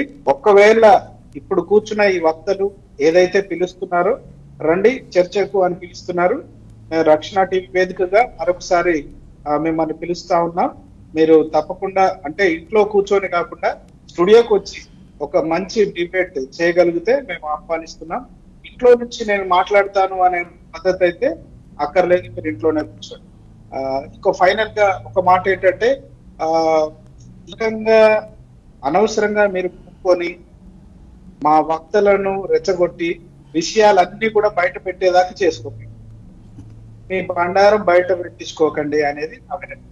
రైట్, ఫైనల్ గా ఇంకొక ప్రశ్నతో నేను క్లోజ్ చేస్తాను. ముగ్గురు కూడా వక్తలు చెప్పాల్సిందిగా నేను కోరుతా ఉన్నాను.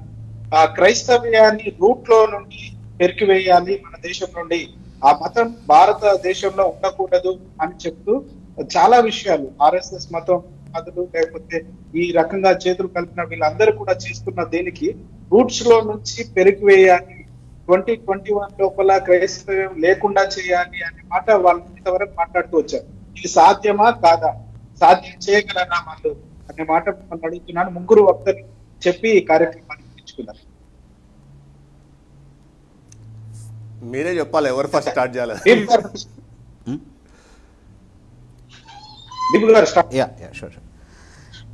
క్రైస్తవాన్ని అంతం చేయాలి అన్న ప్రాజెక్ట్ ఇప్పుడు స్టార్ట్ అయింది కాదు. క్రైస్తవం ఎప్పుడు స్టార్ట్ అయిందో అప్పటి నుంచే క్రైస్తవాన్ని అంతం చేయాలని ప్రయత్నం చేసిన వాళ్ళు ఉన్నారు. అంటే క్రైస్తవానికి ఎంత చరిత్ర ఉందో క్రైస్తవాన్ని అంతం చేయాలనుకున్న వాళ్ళ జాబితా కూడా అంతే పెద్దగా ఉందన్నమాట. అంటే గత 2000 సంవత్సరాల నుంచి క్రైస్తవాన్ని పెరికేయాలి, నరికేయాలి, అంతం చేయాలి అని చెప్పినటువంటి ఆలోచనలే క్రైస్తవ జ్వాలని ఇంకా రగిలించిన ఆజ్యంగా పనిచేసిందనమాట వాస్తవానికి. సో వాళ్ళు కూడా అదే చేస్తున్నారు, మన వాళ్ళు కూడా అది చాలా సహాయపడుతున్నారు నిజానికంటే. ఈ చర్చని ఒక ఉదాహరణగా తీసుకుంటే ఇప్పుడు చారిత్రక కోణంలో పరిశీలిద్దాం క్రైస్తవాన్ని అని అంటున్నారు. అంటే ఇవన్నీ కూడా ఈ ప్రయత్నాలన్నీ కూడా క్రైస్తవాన్ని అంతం చేసే దిశగానే చేస్తున్నటువంటి ప్రయత్నం అని అనుకోవచ్చు కదా మనం. వాళ్ళు ఆ ప్రకటన చేస్తున్నారు కాబట్టి ఖచ్చితంగా. సో అందులో భాగంగా వాళ్ళు చేసే ఒక చర్చ ఏంటి అంటే క్రైస్తవం చారిత్రకం కాదు, దీన్ని నమ్మొద్దు, ఇది మూఢభక్తి అని చెప్పే ప్రయత్నం ఒకవేళ చేస్తూ ఉంటే చేయండి, అది చాలా మంచిది. ఎందుకంటే మేము చెప్తాం క్రైస్తవానికి ఉన్నటువంటి చారిత్రక ఆధారాలు ఏంటో చెప్తాము. దాంతోపాటుగా క్రైస్తవానికి పోటీగా మీరు ఏదైతే చూపిస్తున్నారో దానికి ఉన్నటువంటి చారిత్రక ఆధారాలు ఏంటో కూడా చెప్తాం మేము. ఓకే, ఆ తర్వాత ఏది నిలబడుతుంది ఏది నిలబడదు అనేది మీకు కూడా తెలుసు యాక్చువల్లీ. సో అక్కడ దాకా తెచ్చుకోకండి అని మీరు ఇందాక అన్నదే నేను కూడా చెప్పాలనుకుంటున్నాను వాళ్ళకి. అక్కడ దాకా అనవసరంగా తెచ్చుకోకండి. నేను ఇందాక చెప్పిన మాట మళ్ళీ చెప్తాను, మీరు నమ్మిందే నిజం అనుకుని బతికేసేయండి, హాయిగా ఉంటుంది మీకు కూడా. ఓకే, కానీ నిజాన్నే నమ్ముతాము అని పరిశీలన కోసం బయటకు వస్తే మాత్రం మీరు కూడా మతం మారాల్సి ఉంటుంది. ఓకే, సో మాకు అవకాశం ఇవ్వకండి. Yeah, thank you. Okay, yeah, Sambasivarao గారు. క్రైస్తవ్యాన్ని అంతం చేయాలనుకోవటం అనేది మన గురువు గారు చెప్పినట్లుగా మొదటి శతాబ్ద కాలంలో కనుక మనం చూస్తే భయంకరమైనటువంటి హింస అనుభవించారు మొదటి శతాబ్ద క్రైస్తవులు. అవి ఎలాంటి హింసలు అంటే మామూలు చెప్పనవి కాదనమాట. ఒక పెద్ద ప్లే గ్రౌండ్ లో తీసుకొచ్చి అడవి జంతువుల చేత దాడి చేయించి చంపించి తర్వాత పెద్ద పెద్ద బళ్ళాలు పైనుంచి కిందకి దించి సజీవ దహనం కూడా చేశారు క్రైస్తవులు. నువ్వు క్రిస్టియానిటీలోంచి బయటకు వస్తావా లేదా తగలబడిపోతావా? నేను తగలబడిపోతా, ఇబ్బంది అని. ఉదాహరణ చూస్తే పాలికార్పు అనేటువంటి మన యోహోను శిష్యుడు, ఆయన పాలికార్పు అనే చరిత్రలో చూస్తే ఆయన్ని తగలబెట్టేస్తారు. యేసుక్రీస్తు నా దేవుడు కాదని చెప్పి నుదురు పెడతా ఉంటారు అక్కడ. ఏమయ్యా, నేను ఎందుకు చెప్పాలి? నా కోసం ప్రాణం పెట్టినటువంటి దేవుణ్ణి నేను నా దేవుడు కాదని నేను ఎందుకు చెప్పాలి అని చెప్పేసి నేను చావటానికైనా సిద్ధపడతాడు. కానీ ఆయన నేను క్రైస్తవుని కాదు అని మాత్రం ఆయన చెప్పలా. అట్లాగా చూస్తే చరిత్రను కనుక మనం చూస్తున్నట్లయితే భయంకరమైనటువంటి శ్రమలు అనుభవించారు మొదటి శతాబ్దంలో ఉంటే క్రైస్తవులు అంతా కూడా. కానీ క్రైస్తవాన్ని అణిచివేయాలని అంటే ఆ కాలంలో ఉన్న పెద్ద చక్రవర్తులు రాజులు వాళ్ళంతా ఆ కాలంలో ఉన్నటువంటి చక్రవర్తులు రాజులు పని కట్టుకుని మరి ముఖ్యంగా దాడి చేశారు క్రైస్తవులు. ఏమైంది అద్భుతకరంగా ఆ ప్రాంతాలు ఉవ్వెత్తున ఎగిసిపడింది. ఉవ్వెత్తున క్రిస్టియానిటీ అనేది ఎగిసిపడి ఈ రోజున ప్రపంచవ్యాప్తంగా స్ప్రెడ్ అయిపోయింది క్రిస్టియానిటీ. నేనేం చెప్తానంటే చక్రవర్తులు రాజులు లాంటి వాళ్ళే తలుసుకుంటేనే కత్తులు భయంకరమైనటువంటి దారుణమైనటువంటి హింసలు చేస్తేనే వాళ్ళు అలగాలేదు. ఈ రోజున వాళ్ళ కాలి పోటీ కూడా సరిపోయినటువంటి బచ్చాగాళ్ళు వచ్చి మేము క్రైస్తవాన్ని అంతం చేస్తామనంటే అది సాధ్యమయ్యే పని అని ఒకసారి నేను ఆలోచించుకుంటాను. భయంకరమైన హింస. ఒకటి ఏంటంటే విభు గారు చెప్పినట్లుగా స్వీట్ వార్నింగ్ ఇచ్చారు ఆయన. అది ఎగ్జాక్ట్లీ కరెక్ట్. అది మీరు మీ మతానికి సంబంధించి ఏదన్నా ఉంటే మీరు చెప్పుకోండి. మీ రామాయణం గురించో మీ భారతం గురించో మీ దేవుళ్ళ గురించో ఏదన్నా ఉంటే మీరు ప్రచారం చేసుకోండి. లేదా మీరు ఏదైనా పుస్తకాలు తెచ్చి మా వచ్చి ఏదన్నా మేము ఆ విధంగా ఏదైనా పంచి పుస్తకాలు ఇస్తామంటే ఇవ్వండి, మేము తీసుకుంటాం, చదువుకుంటాం. తప్పే ఉంది దాంట్లో, అదేం తప్పు అని కాదు కదా. భారత రాజ్యాంగం మనకు హక్కు కదా. మీరు అట్లా ప్రచారం చేసుకోండి, మీ మతం గురించి మేము కాదన్నాం. కానీ అది పక్కన పెట్టి మీరు ఎప్పుడైతే బైబిల్ జోలికి వచ్చి బైబిల్ ఉన్న వాక్యాలను వక్రీకరించుకుంటా ఈ కరుణాకర్ సుగుణ లాంటి పెయిడ్ ఆర్టిస్టులు కొంతమందిని పెట్టి ఈ కొన్ని దుష్ట శక్తులు లాంటి ఆసక్తి శక్తి అని కొన్ని సంస్థలు పెట్టి మీరు క్రిస్టియానిటీ మీద ఉసిగొలుపుతారో ఖచ్చితంగా క్రైస్తవ వీరులు అనేటువంటి వాళ్ళు ఉన్నారు. దేవుడు చూస్తా ఊరుకోడు. ప్రతి కాలంలోని కనుక మనం చూస్తే మొదటి అసలు ఏది పాత నిబంధన కాలం నుంచి కనుక చూస్తే ఎవరెవరైతే దేవునికి వ్యతిరేకంగా లేచారో వాళ్ళందరినీ అణిచివేయడానికి దేవుడు ఆయా కాలాల్లో ఆయా వ్యక్తుల్ని ఆయన లేపుతూ వచ్చాడు. అలాగే అది చరిత్ర చదువుతున్నటువంటి సత్యం అనమాట. ఈ రోజున కూడా అనేక మంది క్రైస్తవ వీరులు ఉన్నారు. వీరు ఈ విధంగా తప్పుడు ప్రచారాలు చేస్తూ ఉంటే చూస్తూ ఊరుకోరు. క్రైస్తవ మేధావులు ఉన్నారు, పండితులు ఉన్నారు, చరిత్ర గురించి కానీ అన్ని రకాలుగా కూడా క్షుణ్ణంగా వివరించగలిగినటువంటి సమర్థులు ఉన్నారు ఈ రోజున క్రిస్టియానిటీలో. క్రిస్టియన్స్ క్రైస్తవులు అంటే ఆశామాషి కాదు, అంత ఇదేం కాదు, చూడాల్సిన అవసరం లేదు. మీరు మీ మతం గురించి పక్కన పెట్టి ఎప్పుడైతే క్రైస్తవ మీద దాడి చేయాలని చూస్తారో ఖచ్చితంగా ఈ విధంగానే మేము బుద్ధి చెప్తాము. మేము నిజాలు చెప్పాల్సి వచ్చింది. మీరు మేము మా ధర్మం గురించి మీరు అబద్ధాలు కనుక ప్రచారం చేస్తే మీ మతం గురించి మేము నిజాలు చెప్పాల్సి వచ్చింది. దాని వలన దాని ప్రతిఫలం ఏంటంటే విప్పు అన్న చెప్పినట్లుగా మీరంతా మతం మారాల్సి వచ్చింది. కాబట్టి ఒళ్ళు దగ్గర పెట్టుకొని మీరంతా మీదేదో మీరు పెట్టుకోండి. క్రిస్టియానిటీ జోలి మాత్రం రావద్దని ఈ సందర్భంగా నేను హెచ్చరిస్తున్నాను. ఒక చిన్న లాజికల్ పాయింట్ ఒకటి యాడ్ చేస్తాను. మీరు చెప్పినట్టుగా చెప్పండి, మీ యొక్క మతమే కనుక కరెక్టే కనుక అయితే, మీ యొక్క గ్రంథాలు మీ రాముడు కృష్ణ మీరు అంత కరెక్టే కనుక అయితే, మరి ఈ రోజున అంటే మీరు లక్షల సంవత్సరాల నుంచి ఉంది కదండి, మరి వాళ్ళ రోజున కేవలం ఇండియాకి ఎందుకు పరిమితం అయింది? కేవలం ఇండియా గడప దాటి బయటకు ఎందుకు వెళ్ళలేకపోయింది? మతం ఎన్నో లక్షల సంవత్సరాల నుంచి ఉంది కదా. మరి లాజికల్ గా మనం ఆలోచిస్తే ఈ పార్టీకి ప్రపంచంగా స్ప్రెడ్ అయి ఉండాలి, కనీసం సగం కంట్రీస్ లో అయినా స్ప్రెడ్ అయి ఉండాలి మతం అనేది. కేవలం ఇండియాకి ఎందుకు పరిమితం అయింది? క్రిస్టియానిటీ అనేది వరల్డ్ వైడ్ గా నువ్వు ఏ ప్రాంతానికి వెళ్ళి ఏ మూలకెళ్ళి నువ్వు యేసుక్రీస్తు పేరు చెప్పినా కానీ ప్రతి ఒక్కరికి తెలుసు. అది క్రిస్టియానిటీ గురించి ప్రతి ఒక్కరికి తెలుసు. అదే నువ్వు మిగతా కంట్రీస్ లోకి వెళ్ళి నువ్వు రాముడి పేరు కృష్ణుడి పేరు చెప్పు, వాళ్ళు అయోమయంగా చూస్తారు. అట్లాగా ఎందుకు తయారైంది ఈ రోజున? అంటే మీ యొక్క మతం అనేది నిన్నగా మొన్న పుట్టింది అని ఈ చిన్న లాజిక్ తోటి మీరు కనుక ఆలోచిస్తే మీకు అర్థమైపోయింది. కాబట్టి దయచేసి మీ మతం గురించి మీ నమ్మకం గురించి ప్రచారం చేసుకోండి. దాని గురించి మాకు ఏ అభ్యంతరం లేదు. మీరు అనవసరంగా మా మీద దాడులు చేయాలను, మేము నమ్ముతున్నటువంటి మా దేవుడి గురించి కానీ మా గ్రంథం గురించి కానీ మీరు ఈ రకంగా తప్పుడు వక్రీకరణ చేసి సోషల్ మీడియాలో ప్రచారం చేస్తూ ఉంటే మాత్రం చూస్తూ ఊరుకోము. మీకు తగిన విధంగా ఖచ్చితంగా బుద్ధి చెప్తాం.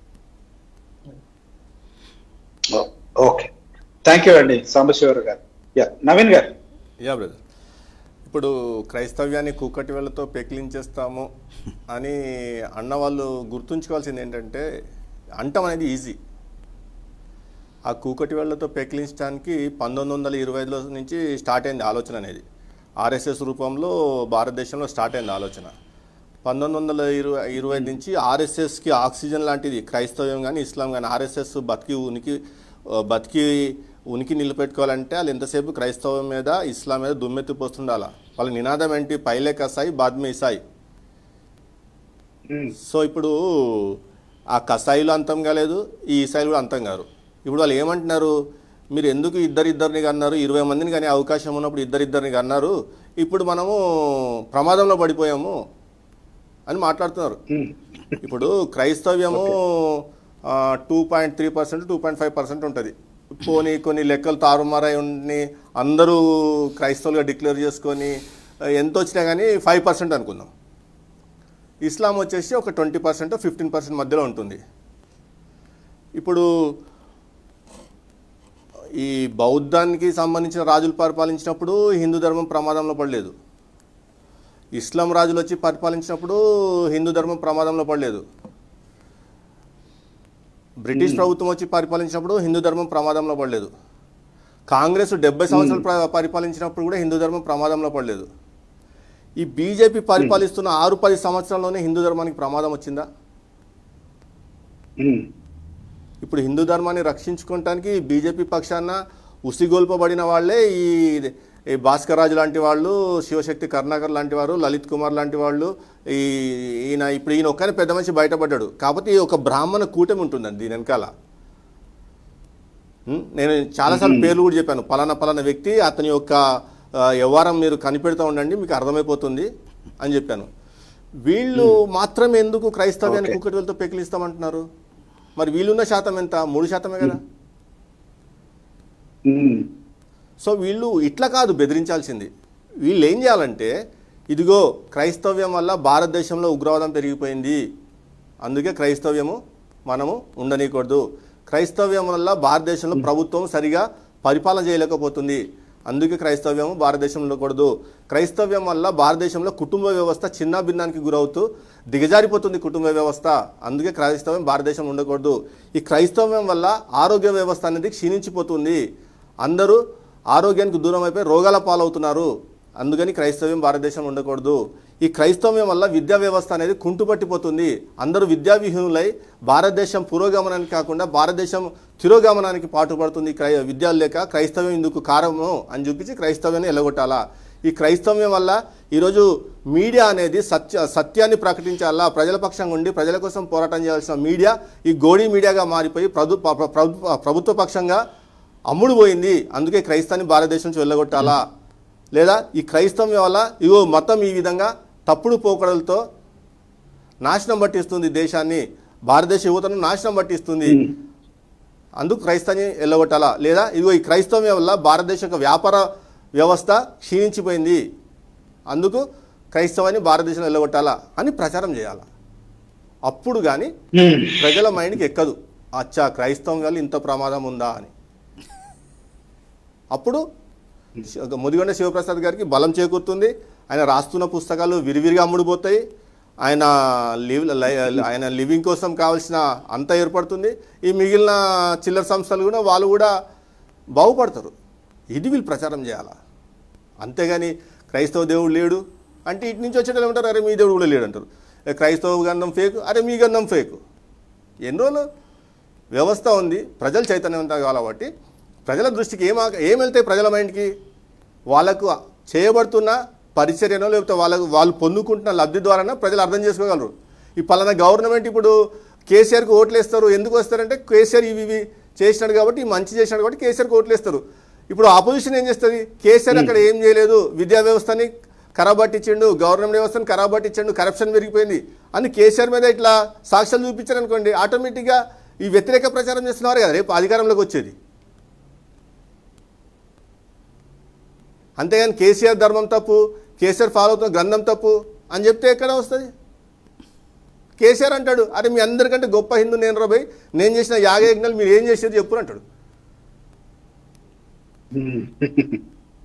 అట్లా కాబట్టి ఎవరైనా సరే మంచి చేకూర్చాలంటే ఒక వాతావరణము, ఒక అద్భుతమైన ఆరోగ్యకరమైన వాతావరణంలో చర్చ జరగాల, ఏది ప్రమాదకరం అనేది తేలాలా, అప్పుడు ప్రమాదకరమైన ఏదో దాన్ని విసర్జించడానికి అందరూ సిద్ధపడతారు. అప్పుడు నేనేమి గంటలు లైవ్లు చేయక్కర్లేదు, నలుగురం ఎదురం కూర్చి కూడబలుక్కొని ఒక అబద్ధాన్ని ప్రచారం చేయక్కర్లేదు. సో అది నేను చెప్పదలుచుకుంది. ఏదన్నా మీరు సత్యం స్థాపించాలని ఈ విధంగా స్థాపించండి. ఓకే, థ్యాంక్ యూ అండి, thank you very much Sambasiva Raju గారు, అలాగే నవీన్ ఓటే గారికి, అలాగే బీబు గారికి నా హృదయపూర్వక వందనాలు తెలియజేస్తున్నాను. అద్భుతమైన విషయాలు చర్చలో చర్చించారు, చాలా విషయాలు తెలియని విషయాల్ని మీరు ఈ రోజు తెలియజేశారు, అందుకని ప్రత్యేకమైన ధన్యవాదాలు తెలియజేస్తా ఉన్నాను. ఈ కార్యక్రమం ఆఖరిగా ముగింపు ప్రార్థన దీప్ గారిని చేయాల్సిందిగా నేను కోరుతాను. ప్రార్థన చేసుకుందాం. మమ్మల్ని మిక్కిలిగా ప్రేమించినటువంటి మా పరలోక తండ్రి, ప్రభా మరొకసారి ఈ చర్చలో మాకు తోడుగా ఉండి ప్రభా అనేక సంగతులు మేము మాట్లాడుకోవడానికి ప్రభా మాకు కృపను అనుగ్రహించినందుకు నీకు కృతజ్ఞతలు ప్రభా.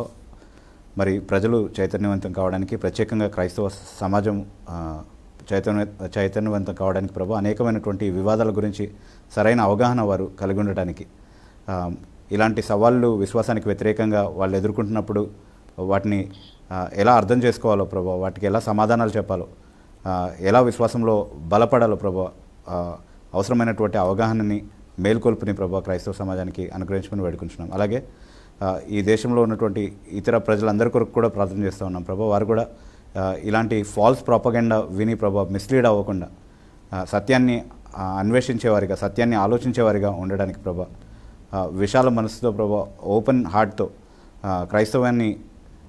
క్రైస్తవంలో ఉన్నటువంటి విమర్శల్ని ప్రభా వారు పరిశీలనాత్మకంగా ప్రభా అర్థం చేసుకుని ఆబ్జెక్టివ్గా ప్రభా వాళ్ళు వాటిని పరిశీలించడానికి, చూడడానికి అవసరమైనటువంటి కృపను అనుగ్రహించమని వేడుకుంటున్నాం ప్రభా. అలాగే ఏది సత్యమో ఏది అసత్యమో వివేచించగలిగేటటువంటి కృపను ప్రభా ప్రజలకు అనుగ్రహించమని వేడుకుంటున్నాం. ఎవరైతే ప్రభా అల్టీరియర్ మోటివ్స్తో క్రిస్టియానిటీకి వ్యతిరేకంగా బురద చల్లుతూ ఉన్నారో ప్రభా, అలాంటి అబ్జెక్షన్స్ని ఎదుర్కోవడానికి మాకు కూడా ప్రభా ప్రతిదినము శక్తిని, జ్ఞానాన్ని అనుగ్రహించమని వేడుకుంటున్నాం. మరొకసారి ప్రభా రక్షణ టీవీ పరిచర్యలకి ఇచ్చినటువంటి భారాన్ని బట్టి ప్రభా నీకు స్తోత్రములు. ఈ పరిచర్యని నిలబెట్టి ప్రభా ఇంకా అనేకులకు ప్రభా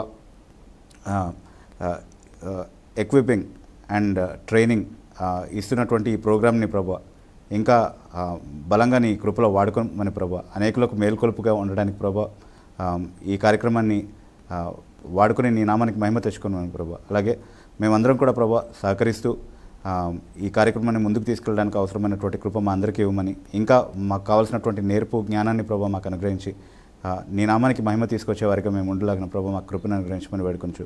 నీ సంఘాన్ని నీ చేతికే అప్పగిస్తూ ప్రభా ఏసే అతి ప్రశస్తమైన నామన అడిగి వేడుకుంటున్నాం తండ్రి. ఆమేన్. థ్యాంక్ యూ అండి, థ్యాంక్ యూ వెరీ మచ్. అయితే వీక్షిస్తున్న వీక్షకులకు వినతి ఏంటంటే, మీరు ఏదైతే ప్రచారానికి లేకపోతే పత్రికలు పంచడానికి, సువార్త సేవ వీధుల్లో చేయడానికి మీరు వెళ్తున్నప్పుడు ఒక రాజ్యాంగ పుస్తకం మీరు తీసుకొని వెళ్ళండి. వారు రాజ్యాంగంలో ఇలా ఉంది అని ఒకవేళ చెప్తూ ఉంటే ఎలా ఉందో చూపించమని చెప్పండి. ఓకే, దానికి సంబంధించిన రాజ్యాంగ ఉల్లంఘన వారు చేస్తున్నారా లేదా అనేది మీకు అట్టే కనబడిపోతుంది. కాబట్టి మీరు జాగ్రత్తగా ఒక పుస్తకాన్ని కూడా వెంట పెట్టుకోండి. ఎవడో చెప్పాడని అదే మాటలు వలించడం, మిమ్మల్ని బెదిరించడం చేస్తూ ఉన్నారు. కాబట్టి ఈ విషయంలో మీరు జాగ్రత్తగా ఉండండి. ఒక నలుగురు స్వార్థకు వెళ్తూ ఉన్నప్పుడు ఇంకో నలుగురు కవచంగా పక్కన ఉండేటట్టుగా చూసుకోండి. కాబట్టి ఈ కార్యక్రమాన్ని చాలా జాగ్రత్తగా మీరు చేసుకోవాల్సిందిగా నేను కోరుతా ఉన్నాను. రక్షణ టీవీ కార్యక్రమాలు వీక్షిస్తున్న వీక్షకులందరికీ కూడా నా హృదయపూర్వక వందనాలు. అలాగే పార్టిసిపేట్ చేసిన దైవ భక్తులకు కూడా నా హృదయపూర్వక వందనాలు తెలియజేస్తూ తిరిగి మరి ఇంకో కార్యక్రమంలో కలుసుకుందాం. అంతవరకు ప్రైజ్ ది లార్డ్.